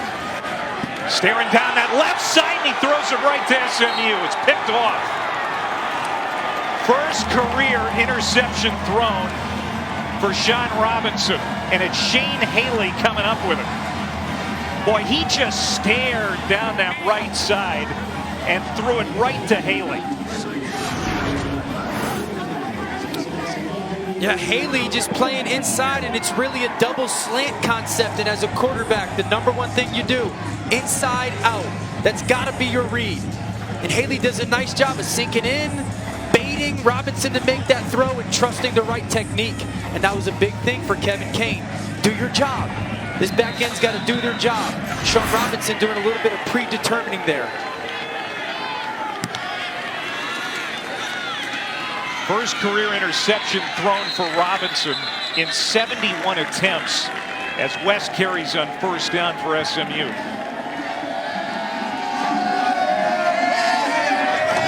Okay, what do we have there? We've got the turnover crown, the turnover chalice. Good for them. That's a big turnover for them. They're not only Miami and some other programs that have their own thing. It's a big turnover for this defense. But I'll go back to this, Clay. We've got to pay attention. Sean Robinson, he's a young quarterback. Ken Kane wanted to put some pressure on him. Right now he's struggling. Oh, now Hicks is struggling to keep the football. In fact, he lost it.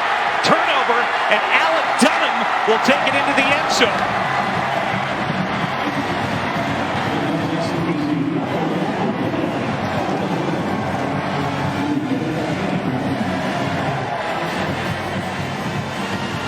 SMU gets a break, but then they make a mistake on the ensuing series as Hicks can't handle it.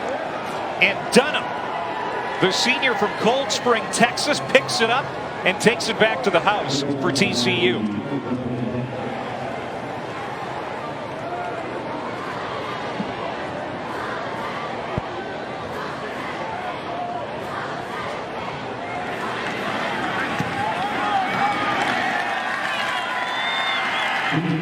(21-12) TCU now.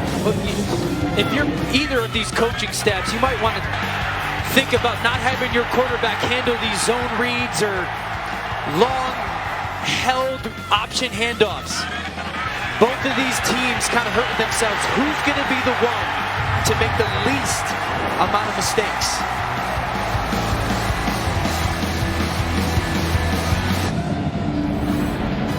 Welcome back to Dallas, where you're watching the American Conference on ESPN. Clay Matvick, Dan Orlovsky, Paul Carcaterra. Back here at Ford Stadium, Dallas, where TCU has added to its lead on the 25-yard fumble returned by Alec Dunham. Now SMU will have it back at their own 24-yard line. Now that last play, Dan, it was hard to tell whether that was a mistake by the quarterback, whether it was a weather-related situation, or if it was just a good play by Ben Banniger, the defensive end, who seemed to get back there and disrupt things. For what we've seen all night, I gotta believe it's weather-related. You know, there's a little bit of a missed exchange there. These balls have a lot of water on them from the rain in the field and whatnot. And we've seen that hold both teams back. And that's going to be a key thing moving forward. Here's Xavier Jones struggling to get back to the line of scrimmage for SMU. Banniger, the Big 12 preseason defensive player of the year. He seems to always be in the opposing team's backfield causing problems. He was certainly right there for Ben Hicks. That's the first turnover for SMU tonight. Gary Patterson stressed about him this week. Listen, don't press. He felt last week he pressed so much. Just go play your game. Impact right there. Here's Hicks. That's a bad throw. Well behind James Brochet. And now we're seeing the Ben Hicks that we saw in the first half last week in the game in Denton against North Texas. A little more uncomfortable. Certainly, and a little bit of a credit is to this TCU defense and how good they are and how fast they play. You know, with this 3rd and 10, I'll say it again, I want to see a screen. This is a team that's upfield with their rush. Show me that you've got a screen as part of your game plan.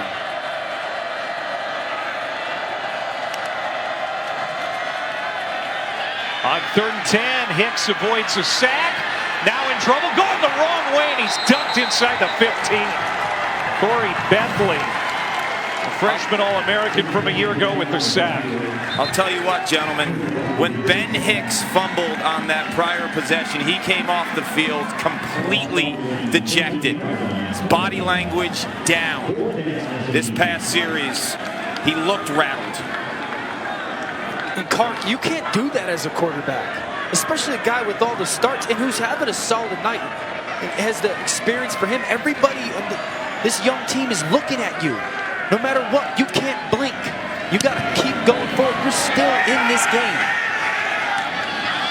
And now TCU is going to have glorious field position at the 44-yard line of SMU. Second sack tonight for the Frogs. this is a lot of pressure on your offensive line to hold up against this elite pass rush from TCU. Ben Hicks got to find a way to get that ball out of his hands.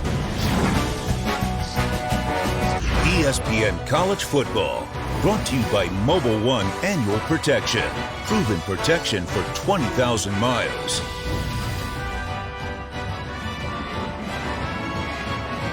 Gary Patterson through the years at TCU, 161 wins, most in school history, and an undefeated season in 2010. 6 conference titles, 11 or more wins in 10 of the last 15 seasons.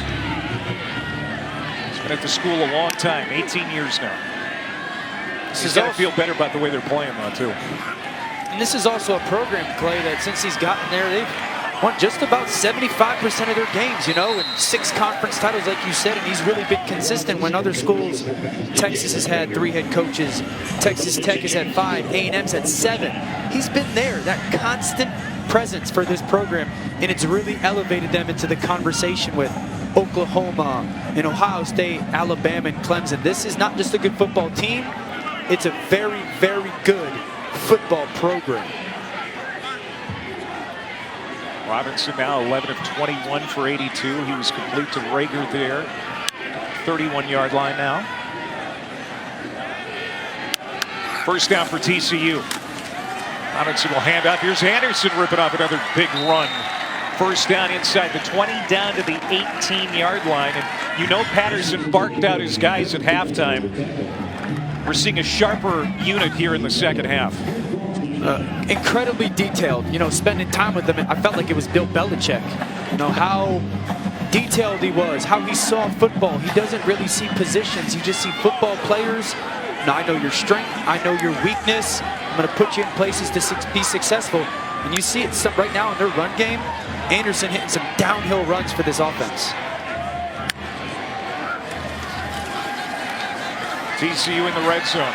Robinson steps up, makes a smart play. Nice stiff arm inside the 5, and he's going to be marked out at the 1. Really well, on that's the a field heady as the play runner there is by out the of bounds with the sophomore. ball short of the goal line. Was First looking down. to throw, realized there was nothing there, tucked it and ran. And he's so good at it. And really, Clay, every time he's done it tonight, something good has happened. And that's part of playing quarterback and managing the game is when the weather's not great, figure out ways to keep your offense moving forward. That's worth looking at right there because it looks like he might cross that ball across the pylon before he steps out. Yep, we're going to get a review. Ruling on the field that the runner was short of the goal line. Under review. And how about the heads he played, not only to run, but then to extend that ball out, knowing all I got to do is get this to cross that pylon. Here's Sonny Dykes. He talked about having to defend the dual threat quarterback, Sean Robinson, tonight. And was Robinson in here? He's still in bounds when it looks like that ball crosses the plane. It looks like that his right foot is still in the air. The ball's crossing the pylon inside of it. I'm not going to be surprised if this one gets overturned and it's touchdown TCU. And I love seeing him run more. I'll go back to that, Clay. Part of playing quarterback is managing everything that's going on around you. Whether you don't have your A game, some injuries, the weather as we're seeing tonight, and if you're not throwing great, can I still find ways to get my offense to move forward and be productive, whatever it takes? Here's the call. After reviewing the play before the runner went out of bounds, the ball was inside the pylon and broke the plane of the goal line. It's a touchdown. Referee Brandon Cruz. And it's a touchdown for TCU. Sean Robinson, his 3rd rushing touchdown of the year.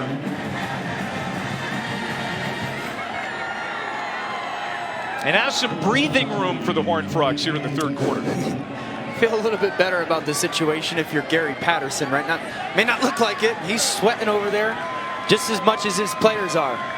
But how about Sean Robinson throwing the pick on the drive before, and we've talked about how they want him to move on from bad plays. Yep. Well done by the young sophomore. Talking to Patterson, he says, reminds me a lot of Trevon Boykin. Star players that TCU had here not that long ago.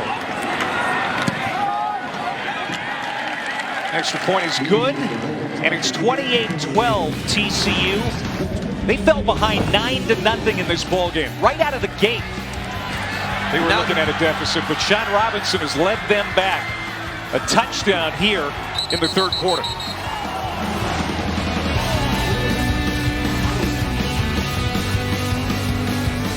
The ESPN app, now with ESPN Plus. Get more ESPN and download now.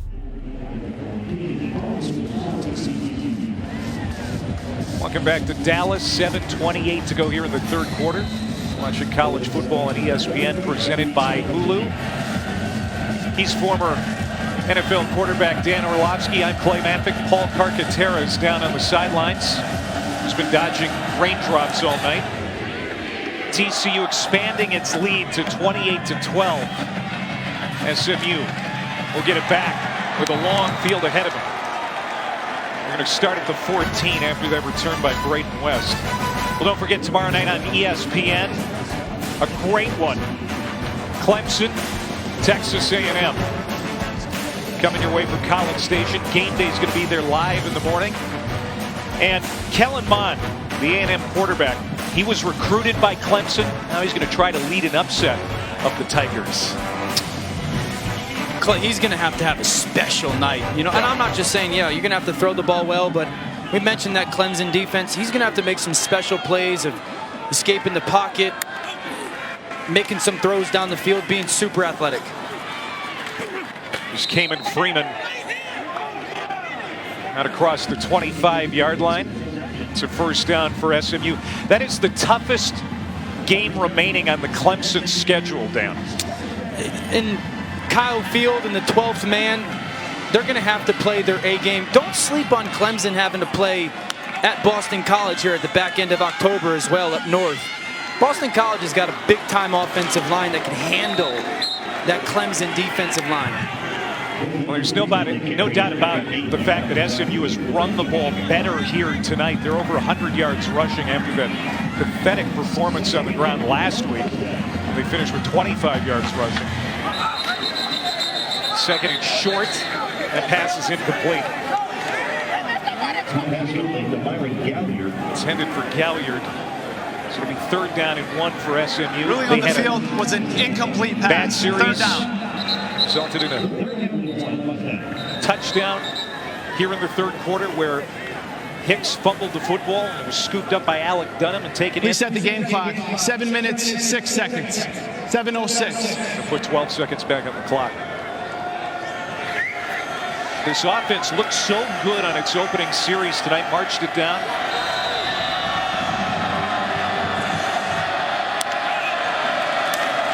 They have struggled here since the early moments of the second quarter. Xavier Jones with that touch, but a penalty flag down.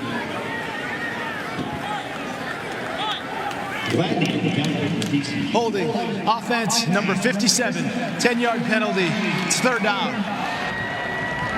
And another mistake for SMU. And Clay, we talked to Ben Hicks yesterday, and he said, really, a problem for us has been 3rd and 1. Because we're not necessarily a downhill running team. You get into the situation, you convert it, and then you hurt yourself with a holding penalty. And now you're back into 3rd and long with this young offensive line against this TCU defense. 1 for their last 9 on third down. Hicks throws, and that's nearly picked off. Julius Lewis couldn't hang on to it. TCU's going to get the ball back as SMU's going to have to punt. Gary Patterson decides, I'm not going to just play some zone coverage. I'm going to come after you a little bit, play a little bit of man coverage, and that pocket shrinks on Ben Hicks. That ball sails, and he's lucky. He's lucky he doesn't get a pick, but I got to see better body language out of you, bud. This team needs to rely on you as a leader. Hicks told us that he felt the most comfortable last year in the game against TCU, where he threw for over 300 yards, a couple of touchdowns. He did turn it over 2 times in that game with a couple of picks, but he felt the most comfortable against the Frogs. Was hoping for the same results here tonight. Big Saturday menu on ESPN and ABC. Arizona, Houston, noon Eastern, followed by Colorado, Nebraska. Clemson, Texas A&M in the evening. And Pitt trying to be a giant slayer again. We'll see if they can do it against Penn State. And Pat Narduzzi's crew is built for that because he's fearless and they just want to go throw their best punch. But that Arizona State-Michigan State game, N'Keal Harry, America, if you want to see a grown man playing some football, tune into that game and watch the Arizona State wide receiver. Edwards winning his coaching debut at Arizona State last week. Had a tough time with the Spartans. Robinson going deep down the middle, incomplete. Jalen Austin had that fumble recovery in the end zone for a touchdown in the first half. Was the intended man. I love the play call from Sonny Cumbie, but if you're Sean Robinson, bring your receiver all the way across the field. Make him cross the hash. Don't straighten him up. You've got plenty of field. I've got to see that more to Sean Robinson, pushing the ball downfield, being a little bit more accurate with it. There's a completion, gain of about 7, third down and manageable. You know, gentlemen, we're talking about body language in quarterbacks. I've been impressed with Sean Robinson on the TCU sideline. Every time that he comes to the sideline, he's talking to Kenny Hill, talking to offensive coaches, and he is calm for a young kid. Remember, this is only his 3rd start in his career. Attribute that to his parents, who are both coaches as well. His mom's a basketball coach back home. His dad coaches football. This is a big-time recruit. He chose TCU over a slew of big dogs, USC, Alabama, LSU, Michigan. Future's bright for this kid. He hasn't lost a football game since 2015. He was in high school. Alanalua.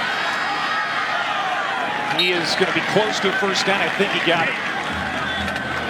The Gatorade High School Player of the Year in Texas a couple of years ago led DeSoto to a state title. Robinson was at Denton Geyer before that.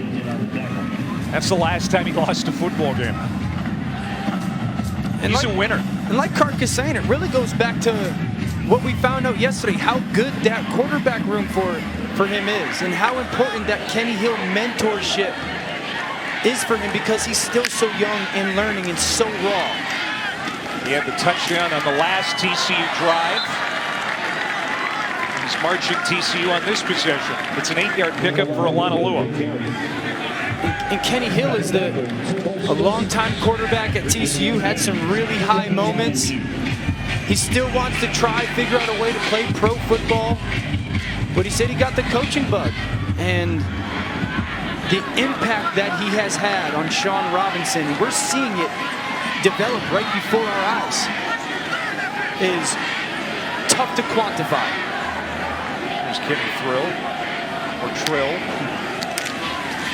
2nd and 2 with a flat. That one is off target. Dondre Davis in the flat. Robinson bumped. He's going to pick himself up for a 3rd down and 2. One of the things that Gary Patterson mentioned about Sean Robinson was he had that start last year against Texas Tech. Weather was terrible, windy. Sounds familiar. He said, listen, this is all I care about. Did we win? That's all he cares about when it comes to his quarterbacks. When Gary Patterson, can my quarterback win me ball games?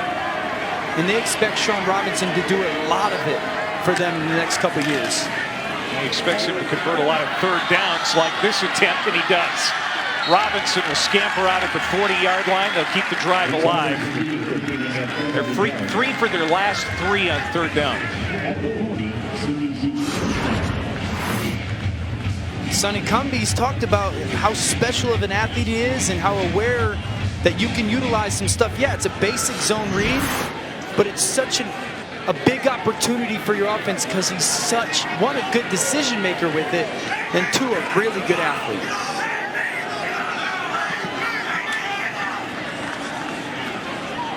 consistency out of this offensive unit since halftime.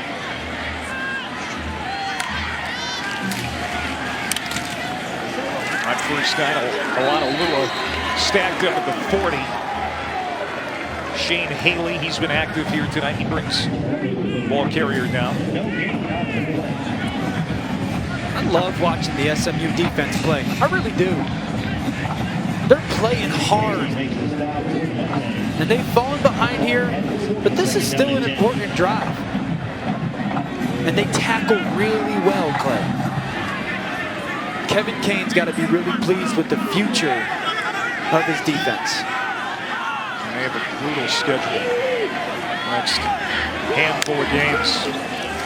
Got to go to Michigan next week. On the hook, Robinson. First down and more, but there's a flag down at the 41-yard line. It's going to be a holding call. Holding. Offense, number 74. 10 yards from the previous spot. It's second down. That's Chris Gaynor. It's just the second penalty tonight against TCU. And you know, Clay, it kind of goes back to playing with some effort. As an SMU defense, a lot of holdings come from your effort, your extra effort, and you see Demeric Gary pulling away there with some extra effort, and it forces Gaynor on a little bit of a tug to get that holding call.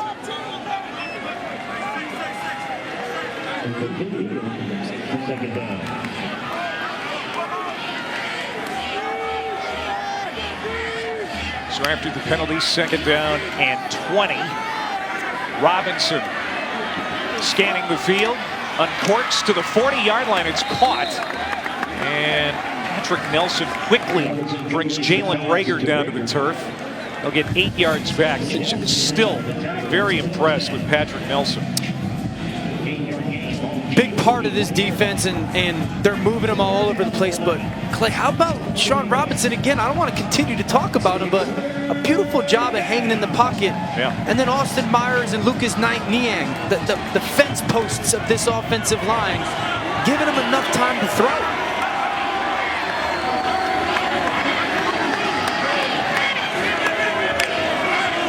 SMU needs to stop. Robinson pressure. Swings back around. Pointing downfield, unloads, incomplete. He wanted Rager, and it's incomplete at the 35-yard line. Bumped loose by Jordan Williams. Fourth down. Big time rush by SMU. They almost get home, run into each other. But beautiful job on the back end of coverage, hanging on their hanging on their receivers, forcing that pass breakup. And like I said, that's a big drive for the SMU defense.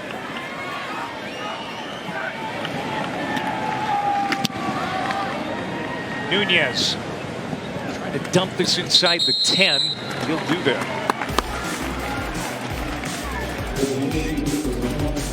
SMU hanging around here, under 2 minutes to go in the third.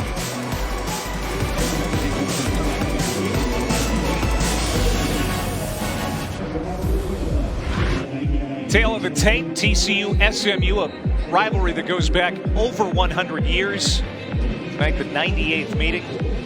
Just 40 miles separating these schools here in the Metroplex. And it's a series, Dan, that has been dominated by the Horned Frogs in recent years. No coincidence. The dominance really started when Patterson took the job as head coach. TCU trying to win its 7th in a row in this series. And SMU has the football back. They're still in this game, down 28-12. Xavier Jones on the carry. And overall, Sonny Dykes in his first year as head coach of SMU. Here in game 2, especially considering how bad the Mustangs played at North Texas last week, can't feel all that bad about how things have gone here tonight against a superior opponent. No, they've played well. They really have. Some mistakes here and there. And we see another sack there by Ben Hicks. But I'll say this, Clay, when we talked to him yesterday, he lit up with excitement. He truly believes it's an untapped place. Dallas, they've got a new $27 million practice facility. He's excited for it. But this is where they can't be. This is just where this offense is right now. You can't be in second and third and longs, dropping Ben Hicks back with an offensive line that is outmatched against TCU right now. Sonny Dykes scowl there. In his gains, Juwan Johnson combined on that sack. Third sack tonight for the TCU defense.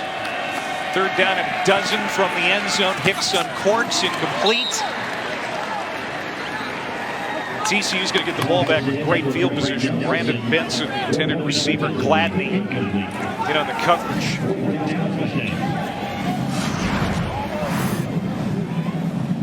Gladney again tonight. You see that shell coverage on Hicks. DB's playing glue type coverage on their receivers. Gladney having another bright moment. But I still think the future's bright for SMU. I really do, and so does Sonny Dykes. And he even said, listen, SMU feels like home. I've been here a long time in the state of Texas. He can recruit here. Like I said, they've got a brand new $27 million practice facility coming that he thinks, Clay, is going to have huge impact on them because of the afternoon weather when school starts for them. Yeah, they've been conducting practices in the afternoon, right around 4 o'clock in the afternoon, and the Texas heat has taken a toll on his team. So the practice facility will be huge. They'll be able to escape that. He thinks, you know, there's a huge difference just in the last few weeks because before school started, they were able to practice in the morning, but once it started, as far as school, they were able to go in the afternoon only, and it's been devastating to the team, he says, as far as the conditioning and I get it. You know, I played down for the Houston Texans for a couple years, and we wouldn't think about having practice in the summertime in the afternoon because it would just drain you so much. So he really believes that that practice facility is going to have a huge impact on the long-term health and performance of his team. Robinson to Turpin for about 6 on first down. Now TCU with great field position. They can really go a long way to taking a stranglehold on this football game with a good series here. That might be the last play of the third quarter.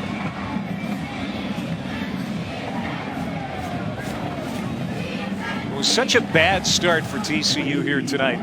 But going to the fourth, Gary Patterson's team's going to have the lead. This is the end of the third quarter. The 2-hour weather delay here tonight. SMU took advantage of it. Took out a 9-0 lead on this game, but TCU will take the lead now going to the fourth. It's 28-12 Frogs.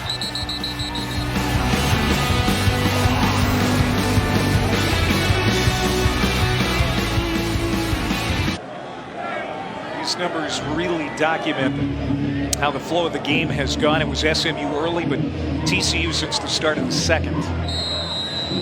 You know, Clay, kids come to TCU to play for one of the best defenses in the country. And they don't do a lot, and it's basic and simple, incredibly detailed and efficient. And that's what we saw in that third quarter right there. It's a suffocating type of defense where you can watch tape and think, it'll be relatively easy, and then you get on the field and go, whoa, this team is fast and they do it well. Sonny Cumbie got the headset on there. 5th year at TCU, 2nd as the play caller. He worked for Mike Leach, worked for Tommy Tuberville.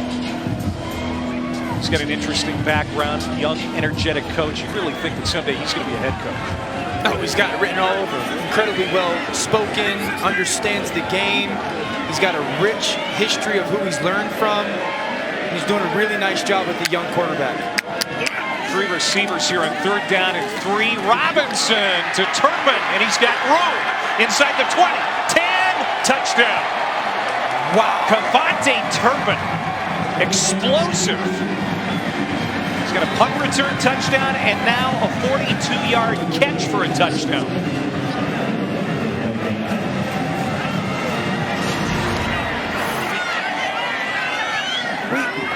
We throw around the term world-class speed a lot on the football field. You talk about a kid catching the ball and going, I'm gone. Split defenders, no need for moves. You're not fast enough. It's like he shot out of a cannon. fronts for the extra point. Turpin is 5'9", 157.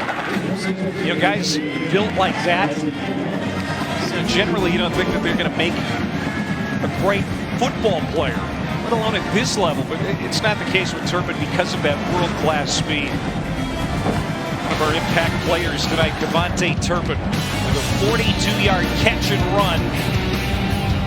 And now TCU, a lot of breathing room here in the fourth quarter.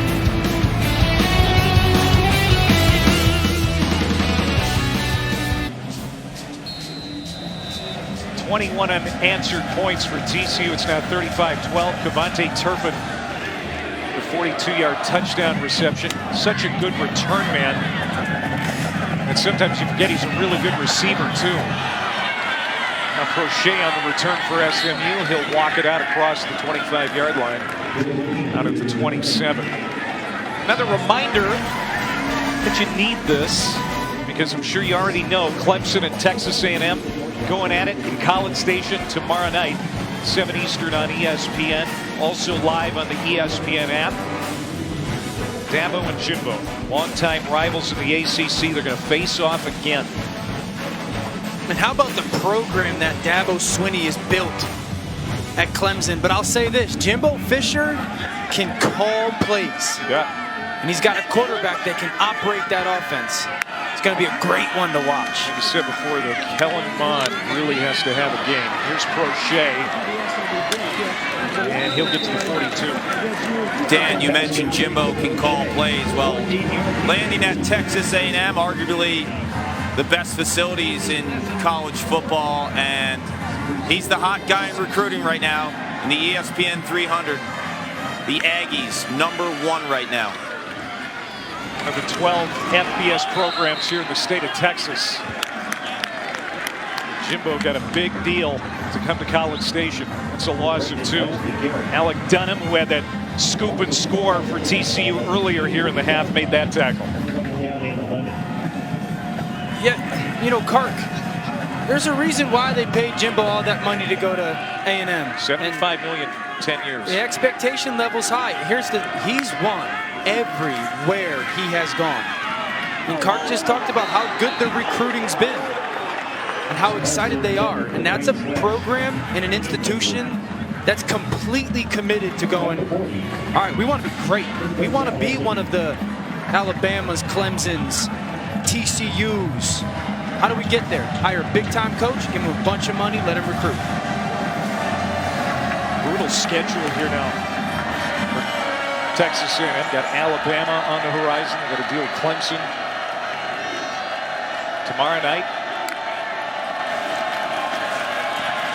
Hicks incomplete. 4th down.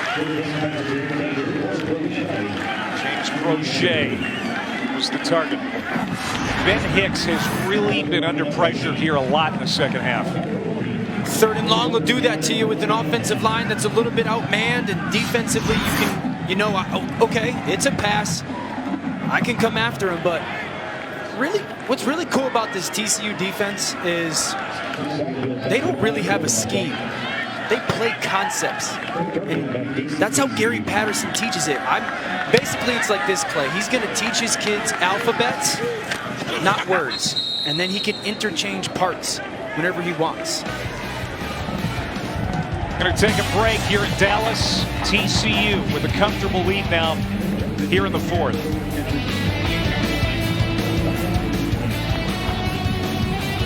ESPN College Football is presented by Hulu. Watch your football games live all season long on your favorite channels. No cable required. Clay Matvick, Dan Orlovsky, Paul Carcaterra back here in Dallas on the campus of SMU, where the football program's getting a new practice facility. Sonny Dykes couldn't be happier about it. Scheduled to open in April. $27 million being spent on the facility. Get a real benefit out of that. It's been an up and down night. Started really high for SMU. Took a 9-0 lead. Opening drive touchdown. Had the benefit of a TCU mistake that led to a safety. Since the second quarter, it's been all TCU. Jalen Rager rips that one off. And he's cut down at the 35. It's a gain of 6. Sean Robinson, Dano, sophomore quarterback for the Frogs, making his 3rd start here tonight. Your overall impressions? Really impressed with how he's bounced back from some mistakes. It's not going to be just an easy road, but to have as a quarterback that skill to short memory, move on from some bad stuff, that's as important as how well you can throw the football. And I'm really encouraged, and I would be, if I'm a TCU guy, I'd be really encouraged with what I've seen from him tonight. He gives it to DeMercado, JUCO transfer from Saddleback College in California. His first touch, that's a gain of 9 and a first down. See the numbers for Robinson, and he started out cold as a cucumber on his first several passes, 1 for 6, but then picked it up. You know what's been really impressive here in the second half? He's made some throws under some pressure. He's taken some shots and delivered accurate footballs. And I've mentioned it many times tonight. How can you rebound from some bad stuff? Another really good trait. Can you handle some pressure? TCU has overcome a couple of turnovers here tonight. It's a good run for DeMercado. Imari DeMercado out of Inglewood, California. Led the Frogs in rushing last week. 8 carries, 57 yards. And that blowout of Southern, most of his work coming in the second half. And a lot of credit has to go to this TCU offensive line. They've done a nice job in the run game, in protecting Sean Robinson. And that was a big question mark for this team going into the season because they replaced some guys. And everyone speaks about Chris Thompson, their offensive line coach, who's a TCU grad. How impactful, how nice of a job he's done with this offensive line, getting them to play at a really, really high level. It's going to be 3rd down for TCU. You talked about that O-line. They lost 4 to the NFL. Joseph Noteboom, 3rd-round pick of the Rams. Matt Pryor, 6th-round pick of the Eagles. Patrick Morris, Austin Schlotman, also gone to the NFL. And now this is an offensive line that's just about getting 8 quarters of football in and 0 sacks allowed. That's good offensive line play.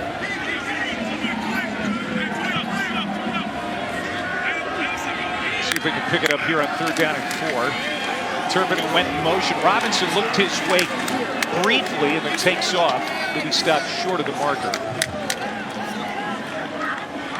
Delano Robinson, weak side linebacker for SMU, makes the stop.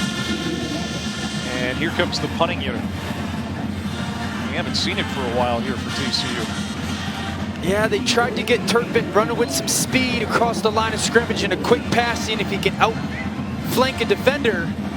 It's not there. Another moment of growth. Sean Robinson, a good decision. The number one thing you can't do there, turn the ball over, tuck it, run. Crochet back to return to 10. Oh, and he's hammered. Coverage by Johnson. SMU with a long field, down big here in the 4th.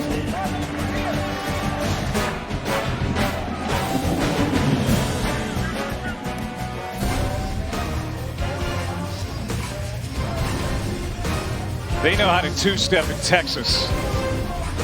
Don't forget about our annual Week 1 Monday night football doubleheader.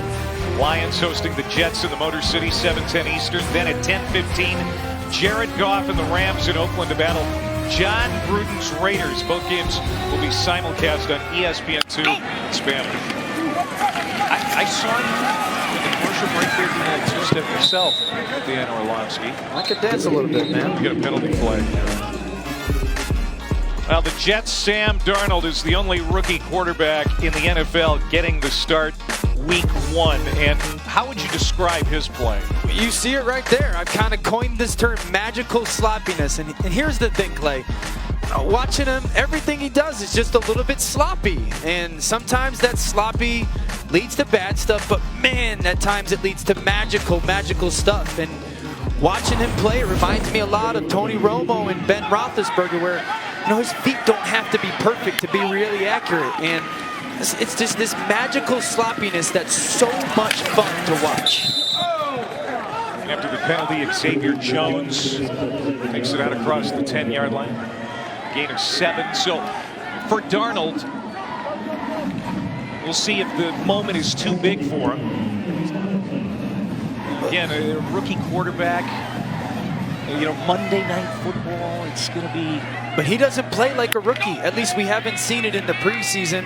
And it really goes back to the fact that he doesn't have to have perfect feet. And NFL pockets don't allow that. And so he's really accurate without perfect feet. And that's going to afford him kind of a expedited learning experience. Don't expect to see a rookie play, at least performance-wise, Monday night against the Lions. I love the kid coming out, and that's kind of how it got. I keep going back to that magical sloppiness. It's just, he's really fun to watch. Now another 3rd down and long for SMU. Down 35-12. Raiders-Rams in the Monday Night Football second game. Terrific. Hicks spun around, incomplete. And now it's 4th down. Crochet, the intended target for Hicks. Panigu right up in Hicks's face. Boy, Patterson's defense has really looked impressive here in the second half. Oh, they just play with so much speed. And like I said, you watch them on tape and they don't do a lot. And as a quarterback, you can fool yourself into thinking, oh, what they do is simple. And you feel good about it. And then you take a snap and go, these guys are flying. It reminds me a lot of playing the Tampa Bay Buccaneers back in the day. Wouldn't do a lot. You get on the field against them, you feel good before the first snap, and then you get hit in the mouth because they're so fast. Turpin might hit SMU in the mouth here. Already with a punt return touchdown, and he gives TCU great field position in the 15-yard line. All right, John Gruden, he spent 9 years here with us at ESPN. He had Derek Carr on his QB camp show back in 2014, and this is what he said. I mean, how are you going to be if you get with a crazy man down there like me? I mean, Right. I'm out of control at times. Yeah. Would it like bother you or? No, we both have the same goal in mind. You know, I'm a fiery competitor, so once I step on the practice field, I'm not, you know, laid back like this. You know, we all have the same goal in mind. We all want to win. We all want to be successful. So it doesn't matter to me. I just want to be coached, and I just want to get better. Wow. Foreshadowing, huh? Sounds good. And then you get into a game and a defense decides to play cover 2 against you and you miss a throw and Gruden's on the sideline over there go, hey, Derek, why don't you take that turkey hole? You know, I expect you to throw that turkey hole over that corner's head in between the safety and the corner. Derek's going to go, Derek, hey, coach, and Derek, you got to throw that turkey hole. Michael Collins in a quarterback now for TCU. All right, explain to everybody what you're talking about when it comes to the turkey hole. Well, first of all, I don't know why it's called turkey hole. I know it's a honey hole, but it's this 18 to 22 yards on the sideline against cover 2 where the corner sits in the flat near the line of scrimmage and the safety plays high, kind of near a hash, and it's just a soft zone where a lot of quarterbacks like to drive the ball. And like I said, I know it as a honey hole. Yeah. Gruden's become famous on Monday Night Football going, hey, see that guy hit that turkey hole? I'll give you a C+. Sounds like my high school and college academic career. Collins, the backup quarterback, runs it in for TCU. Ivy League transfer from Penn. Who sat out last year. He's adding to TCU's lead here late in the 4th. And this score is not going to be indicative of how this game started for the Frogs. They got down early, but they have responded well since getting down 9-0. Sophomore from New Canaan, Connecticut.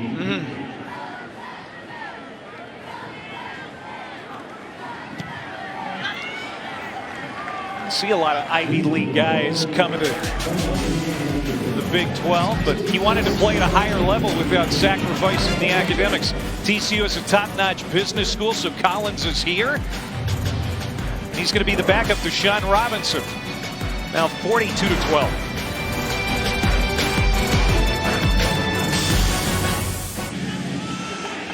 TCU moments away from wrapping this one up here in Dallas, leading 42-12. You look ahead to the schedule, Dan, for these Horned Frogs. It's going to be a challenge, especially the next couple of weeks.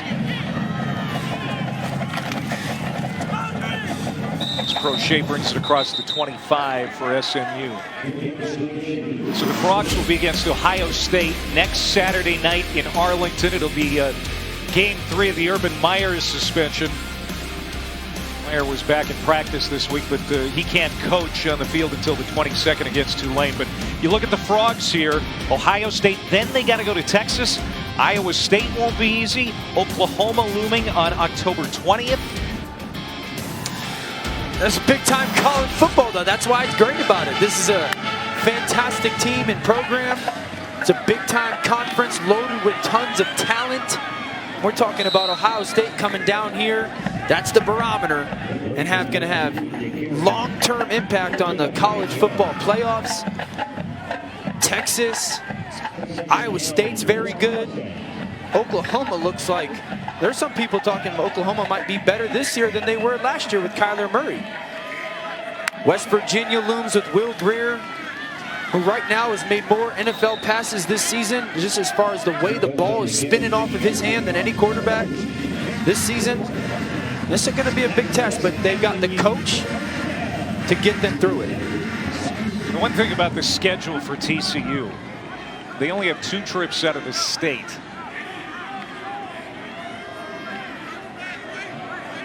They don't play out of the state of Texas until October 27th in Kansas. And you mentioned the trip to Morgantown to take on West Virginia. That's in November. There's Ben Hicks. It's going to be a penalty flag as Xavier Jones is interfered with by Rico Evans.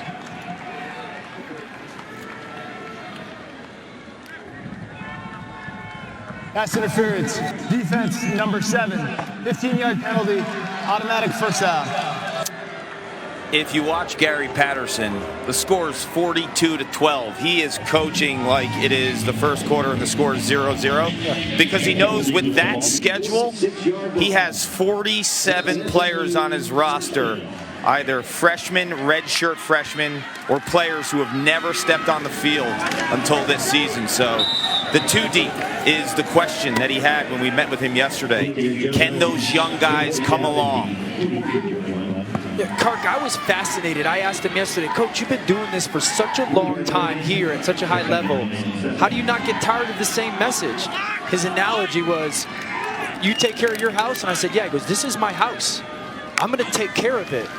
And I don't care what year it is or how many times I've done it in a row of success. This is my house, and I take it personal. You know, I'm so impressed, too, Dan and Clay. Every time the defense comes off the field, I mean, he is coaching.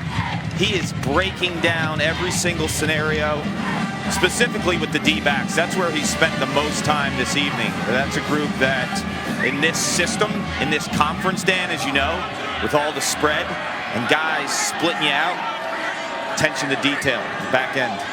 Yeah, tough league to defend, no doubt about it, but Patterson's a master at it. That's a incompletion. Brandon Benson tried to get his arms up under, couldn't do it. But 4 Big 12 teams, guys, ranked in the top 20 in total offense last year. You talked about Oklahoma. Of course, Baker Mayfield is gone, but the Sooners put up 79 points in 2 games against TCU last year. You know, that still sticks in the craw of Patterson. They had some guy playing quarterback that was pretty good. Yeah, and Kyler Murray's not too bad either, at least so far. He looked great last week, but Oklahoma's got Baker Mayfield, the #1 pick of the draft. Hicks is going to be spun down well short the first down, so it's a turnover on downs. TCU will get it back with 5 minutes to go. Let's go to the national storylines, Dan. Part of it is the emergence of some of these young quarterbacks. Trevor Lawrence at Clemson was impressive. I've mentioned it, the type of throws he made. Kyler Murray, mentioned him a bunch tonight. Incredible impact. And You know, Dwayne Haskins at Ohio State is changing that team. They're not usually known to be a throwing team. He's got that ability. Can Pitt be the giant slayer? Pat Narduzzi's a aggressive coach. Can they knock Penn State off again like they did 2 weeks ago? I've mentioned N'Keal Harry and just grown man he is on the football field. Michigan State's going to be tested. And, you know, we've talked about Ohio State's got to come down here against this TCU team. And we've got another big game, too. LSU going to Auburn, who had a huge Week 1 win against Washington. A lot of big picture things happening in college football. Seeing our third quarterback tonight for TCU, it's Grayson Muhlstein, the senior from Decatur, Texas. Well, Ohio State will take on Rutgers this weekend. Ryan Day, the interim head coach. And there you see his bio. Second season as the offensive coordinator. He had the unit looking sharp last week against Oregon State. Oh, they were incredible to watch. And I'll say this, I watched his press conference a few weeks ago after everything kind of settled. I was incredibly impressed with how he spoke, handled the situation, gave credit to so many people that were around him. Not a great situation, right? Yeah. Give him credit for rallying his troops, getting the kids to play football, to have some normalcy. And that's going to be a huge test for both programs next weekend when Ohio State comes down here to play TCU. But really impressed with Ryan Day. Ohio State's last 2 games at Jerry World. National title win over Oregon in 2014. And last year's Cotton Bowl win over USC. So they've had some good luck in that building. And TC will have to take on the Buckeyes next Saturday night. Herb Street, Fowler, Taylor will have the ball. That's a team that's got some weapons too. It's not only Dwayne Haskins, Dobbins and Weber. Everyone's making a big deal about some big plays against Oregon State with their defense, but Ohio State is loaded with talent. And then out there for TCU, the game at Texas in a couple weeks. The Horns will host Tulsa tomorrow.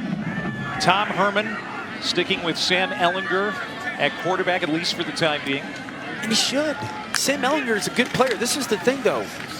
Sam Ehlinger is cut from the same cloth, if you want to say player-wise, as Tim Tebow.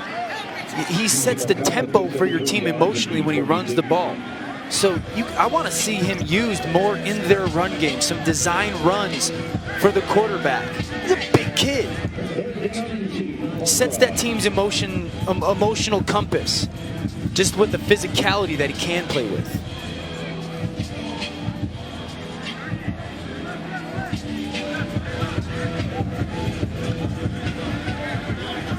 So 3rd down and 2 coming up. Grayson Muhlstein in a quarterback, the 3rd stringer for TCU as this game is comfortably in hand here late. Going to try and pick it up by himself. I don't know if he got it. Let's take a look at our AP Top 10 presented by Chick-fil-A. There you see Alabama at the top again. Now Clemson, of course, going to College Station for a game tomorrow night. You see the Buckeyes at number 4 have Rutgers tomorrow. I know you really like Wisconsin. I mean, their offensive line is incredible. There's 139 starts back. We talk about Clemson having 4 NFL guys on their defensive line. Wisconsin's probably going to have 3 or 4 NFL first-round draft picks on their offensive line. And Georgia, no layup at South Carolina. Yeah, it's going to be a great test. I love Georgia. They're going to be able to run the football at South Carolina and control the game. Jake Fromm, Demetrius Robertson, who's a transfer from Cal at wide receiver, adding to a team that already had 3 really good ones. And a timeout. Minute 32 to go. 42-12. Gary Patterson. You know, he's always perspiring, but tonight he had to wipe away the rain too, as we had a lot of weather here in Dallas. This game was delayed by 2 hours. TCU came out slow, got it going late, and then started to run away. It's going to end up being a lopsided score. Fair catch at the 4 for Prochet. The Iron Skillet. That's the trophy, the traveling trophy between TCU and SMU. There it is. Boy, this rivalry goes back a long way. It goes back to 1915. World War I was raging at that time. And, you know, SMU, after about the second quarter, probably feels like they got hit over the head with that skillet. I want to take that home and see if my wife can make me something out of it. Some taste, there's some flavor in that iron still. We've talked a ton about Gary Patterson tonight and the sweat. I just think that's who he is. That's how he lives his life. You know, this TCU program's got a hashtag or a saying, 40 not 4. Ooh, that was almost an interception. That would have been a pick six. Ennis Gaines, one of your impact players, has been very good in the secondary, and Hicks threw it right at him. And that's why they love Gaines in that position, because he's such a good athlete. He can play against the run. He's fantastic in coverage and great field. You know, but going back to this 40 not 4 thing for them, Clay, he talks about, hey, this isn't a 4-year decision for all these kids who come to TCU. It's a 40-year decision, and he wants to make sure they always know they've got a home. So that's when we see Coach Patterson on the sideline soaking wet. It's not just about football. Yeah. He's coaching them in everything. The big thing, he really wants to make sure he gets these kids to become somebody that they never thought they could. You know, his defense, 3 takeaways last week, and a takeaway here tonight that led to a touchdown. They only had 20 all of last year. That was one area he said, hey, we can be better there. And I think in the first 2 games, we're seeing them be better. That's a catch for Brochet. He is going to be hog-tied and pulled down at the 27-yard line by Alec Dunham, who has been spectacular tonight. Final seconds here in Dallas. TCU is going to be 2-0 going into that big game against Ohio State next week. SMU is going to be 0-2. Last time they started 0-2 was the last season June Jones was here. They got to go to Michigan next weekend. Yeah. Which is going to be a tough test. And you look at the rest of the month, doesn't get any easier.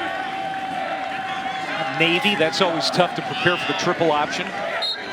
Houston Baptist, and then a trip to UCF. That's going to do it.